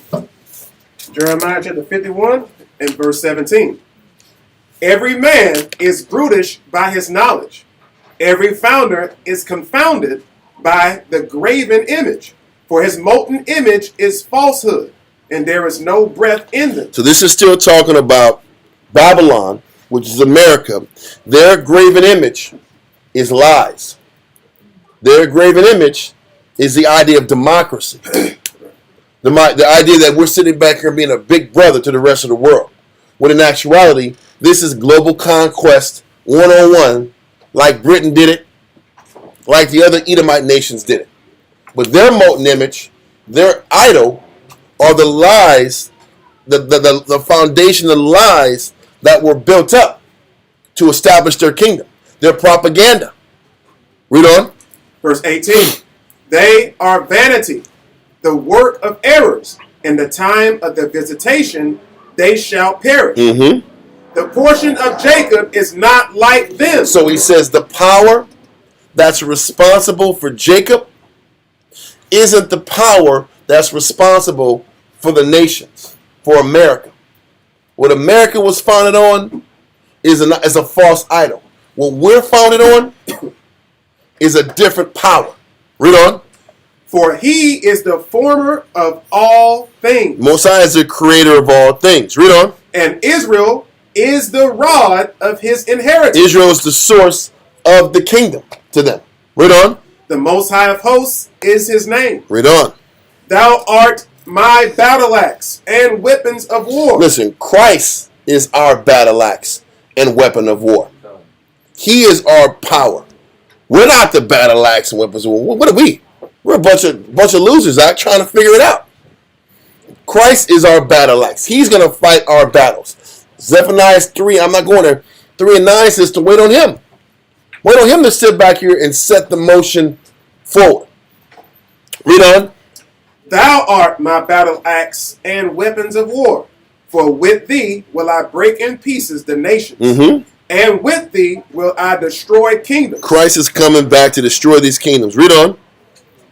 And with thee will I break in pieces the horse and his rider. He says Christ is going to sit back here and break in pieces the horse and the rider. The horse and the rider represent the military demographic. The military demographic is going to get broken by Christ. Okay, read on. And with thee will I break in pieces the chariot and his rider. He says, with his children, we're going to break the chariot and the rider of the nations. So Christ is going to come down here and destroy the nations of the earth. Read on. Verse 22. With thee also will I break in pieces man and woman. And with thee will I break in pieces old and young. And with thee will I break in pieces the young man and the maid. So Christ is also going to come back here and put in order the civilian population. 21 deals with the military. 22 deals with the rest of the people going to get put in order, broken in pieces. Because you can't build up unless you what? Unless you break down and tear down. So he's going to tear down what's been established in the people. Whoever got to die, they got to die. The others are going to get built up the way Christ wants us to get built up. So the military is first, then the people. Read on. Jeremiah 51 and 23. I will also break in pieces with thee the shepherd and his flock. And with thee will I break in pieces the husbandman and his yoke of oxen. So next what's going to get put in order is the food population, or the food production is going to get confiscated and put back in order the right way. The military, the people, the food. Read on. And with thee will I break in pieces captains and rulers. So he's just explained to us in Jeremiah how he's going to put and reset everything in order to the way the most high's specifications, to Christ's specifications. Now we're going to let that go and jump back to verse 45 in Daniel's. Daniel 2 and 45. For as much as thou sawest that the stone was cut out of the mountain without hands, and that it brake in pieces the iron. So now we understand that stone, he says, the stone that was cut out of the mountain without hands, it's talking about Christ. Christ is that stone that was cut out of the mountains without hands. Read on. And that it brake in pieces the iron, the brass, the clay, the silver, and the gold. The great power hath made known to the king what shall come to pass thereafter. All that's happening is Christ comes back and puts all the nations on the earth in order. He puts them in subjection, just like Jeremiah 51 talks about. Christ comes back and puts the rest of the world in subjection, all the nations in subjection, to bow down to his way. Okay, read on. And the dream is certain, in the interpretation thereof sure. Now we're going to prove that stone being Christ. Give me 1 Corinthians 10, verse 1 through 4. 1 Corinthians chapter 10, verse 1. Let me get it real quick.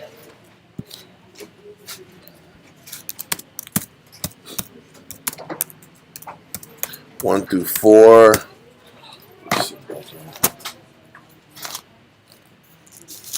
Read that, sir. 1 Corinthians chapter 10, verse 1. Moreover, brethren, I would not that ye should be ignorant, how that all our fathers were under the cloud, and all passed through the sea, and were all baptized unto Moses in the cloud and in the sea, and did all eat the same spiritual meat, and did all drink the same spiritual drink, for they drank of that spiritual rock that followed them, and that rock was Yahushua. The rock was Christ. Okay, it's very clear. Daniel's to that rock was Christ, that stone. 1 Corinthians 10, it tells you that rock was Christ. Next verse, Ephesians chapter 2, verse 19 through 22. Ephesians chapter 2, verse 19. Let me get it real quick.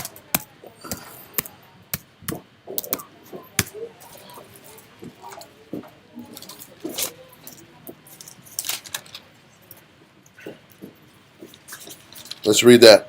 Ephesians chapter 2, verse 19. Now therefore, ye are no more strangers and foreigners, but fellow citizens with the saints, and of the household of the Most High, and are built upon the foundation of the apostles and prophets, Yahushua himself, being the chief cornerstone. Christ is the chief cornerstone. It's very simple. He's that stone. He's the rock. He's that stone. Read on. In whom all the building fitly framed together groweth unto an holy temple in the Most High, in whom ye also are builded together for an habitation of the Most High through the Spirit. I just want to make sure we're clear on that. So that stone is Christ. Let's finish up in Daniel chapter 2, verse 46 through 49. Adam, sir. God, Daniel 2 and 46. Then the king Nebuchadnezzar fell upon his face and worshipped Daniel, and commanded that they should offer an oblation and sweet odors unto him. The king answered unto Daniel and said, of a truth it is, that your God is a God of gods, and a power of kings, and a revealer of secrets, seeing thou couldst reveal this secret. The beautiful thing was that the Most High used Daniel just as a lesson to bring up his power. Can we understand that everything the Most High does, when the Most High does good through us, when the Most High does miracles through our works, it's only for his upliftment? Can we make sure it's not about, we remind ourselves it's not about us? We're just a vessel that the Most High uses to elevate himself. We have nothing to do with the elevation. And we have to remind ourselves we're just servants. We throw that word out there a lot, but we have to listen. After a great feat of explaining this as well as he did, a carnal man would make it about him. Yep. Would think it was about the Spirit was working through him. The Most High was just using him to uplift the power, to get Nebuchadnezzar to see, hey man, you should be serving me. Because ultimately, the rest of the world is going to have to serve the Most High anyway. The reason he's sitting back here in verse 44, 45, now he's breaking the nations in pieces. Yeah, he's going to kill some Edomites. But he's breaking down the nations so they can be humbled. We read that in Jeremiah all the time. He breaks you down. Read that real quick. Jeremiah chapter 1. We read about the breaking in pieces like everybody's going to die. Jeremiah 1 in verse 10. Jeremiah chapter 1 and verse 10. See, I have this day set thee over the nations and over the kingdoms, to root out and to pull down and to destroy and to throw down, to build and to plant. The purpose of the destroying and bringing into pieces is to rebuild it the right way. It's not just to sit back here and destroy the nations and leave them destroyed. The purpose of the Most High destroying anything and breaking down anything is to rebuild it the right way. That is the nature of the Heavenly Father. And can we accept how the Most High uses us for His ultimate glory and not about us? If we can accept that, the Most High will do greater things to us. If you want to make it about how the Most High, you're just so bad because the Most High gave you this breakdown or gave you this clarity, that will be the last thing you see in the Spirit. And you'll be limited as to what you can help your people in because you want to make it about your ego. True. Okay, let's go back to Daniel's. 2 and 48. Yes, sir. Then the king made Daniel a great man, and gave him many great gifts, and made him ruler over the whole province of Babylon, and chief of the governors over all the wise men of Babylon. Because he was humble. He got rewarded everything because he was humble. Read on. Then Daniel requested of the king that he set Shadrach, Meshach, and Abednego over the affairs of the province of Babylon. But Daniel sat in the gate of the king. Like I said, he didn't forget his guys either. He took care of the people that took care of him. And that's important too. And that's Daniel's too, bro. We took time. I want to make sure it was clear and we painted the picture the right way. I didn't want to rush it and just do the breakdown just to do it. You know what I'm saying? We'll go on to history, Susanna, next week. Then we'll jump into Daniel's chapter 3 and roll from there. Are there any questions? Any questions about Daniel's 2? We're good? Yes, That was earlier you mentioned 605 BC. Yes. Babylonia. Which one? What year was it for the hurricane? 538 BC.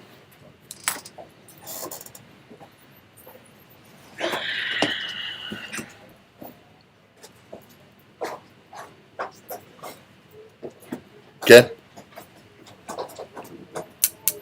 All right. Okay, Israel. We're going to send our prayers up real quick. Amajim Wapanya Yerushalayim. Stand and face the east. Jerusalem. Mm-hmm. Jerusalem.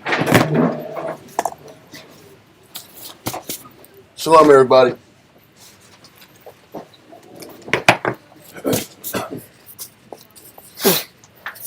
Okay. Yahweh. In the name of Yahweh Shai. Please listen to us right now. Send Michael and the righteous angels to watch over, bless, heal, protect, and make strong the people of Yasharallah.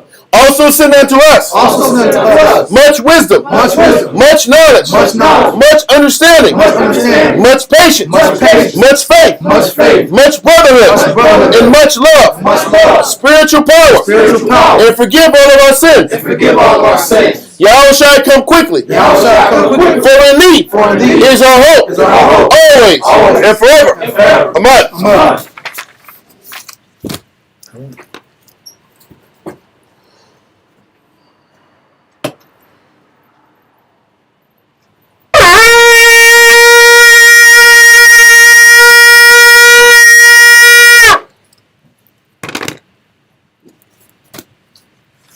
Rakhtha Yahweh Ba'Shem Yahshai.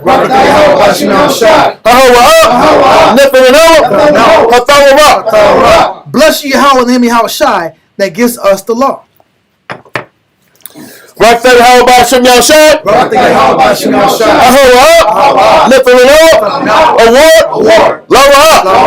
Bless you, Yahweh, in the name of Yahweh Shai, that gives us the light to see.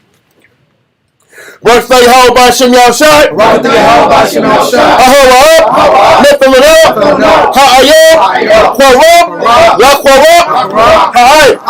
Blessed are you, Yahweh, in the name of Yahweh Shai, that gives us the ram's horn to call the people. Barak Thay Yahweh B'Shem Yahushua. Ahawah. Nathalanah. Shaman. Zayef. Lamashak. Yasharallah. Bless you, Yahweh, in the name of Yahweh Shai, that gives us the olive oil to anoint Israel. Psalms 92. It is a good thing to give thanks unto the Lord. It is a good thing to give thanks to the Lord. And to sing praise unto thy name. And sing praise unto thy name. O Yahweh. To show forth thy loving kindness in the morning. To show forth thy loving kindness in the morning. And thy faithfulness every night. And thy faithfulness every night. Upon the instrument of 10 strings. Upon the instrument of 10 strings. And upon the psaltery. Upon the harp. With the solemn sound.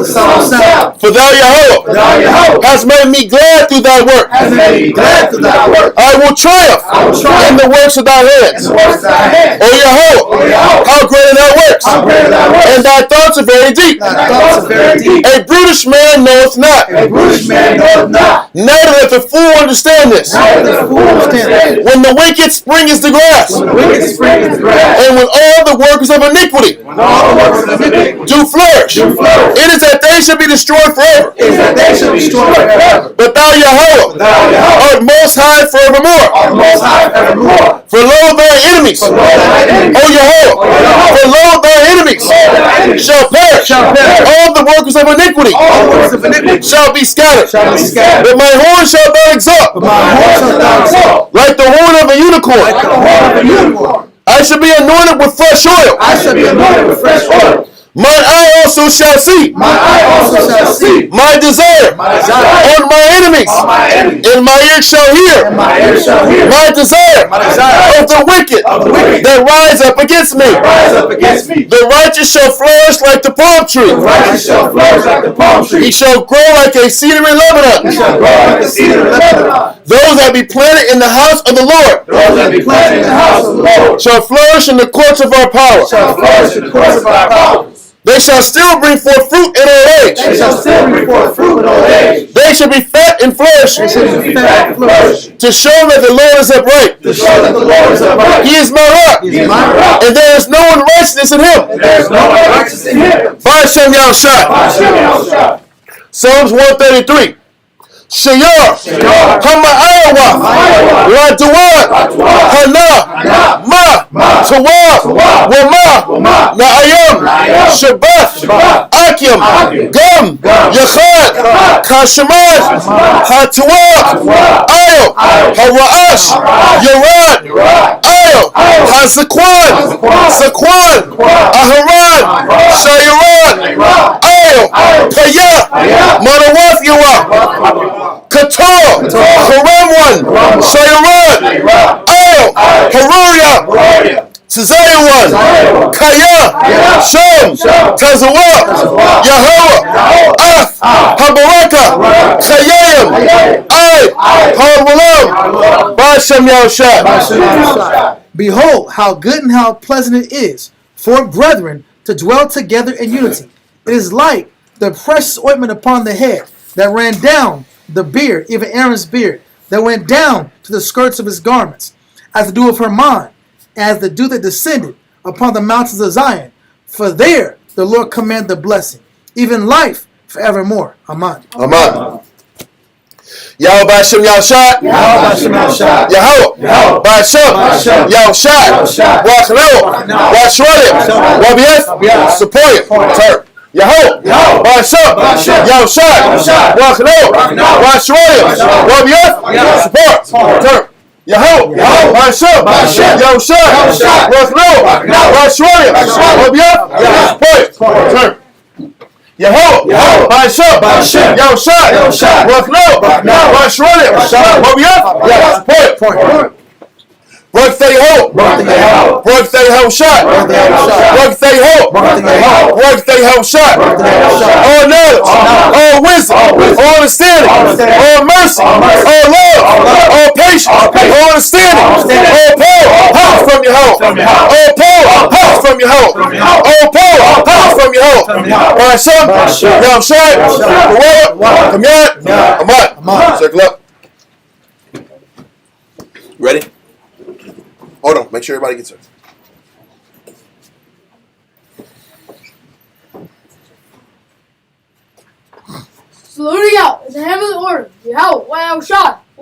brother, Ben Israel, Amadu, Rock.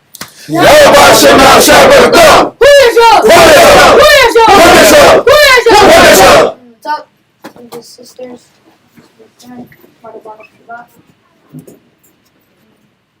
Saluting out the daughters of Zion, Ben Israel, Amadu, Rock. Everybody shout out, shout out. Yes, from the top. Dismissed. Fall out. The water for coming through. Water, y'all. Even with the broken screen, with the screen.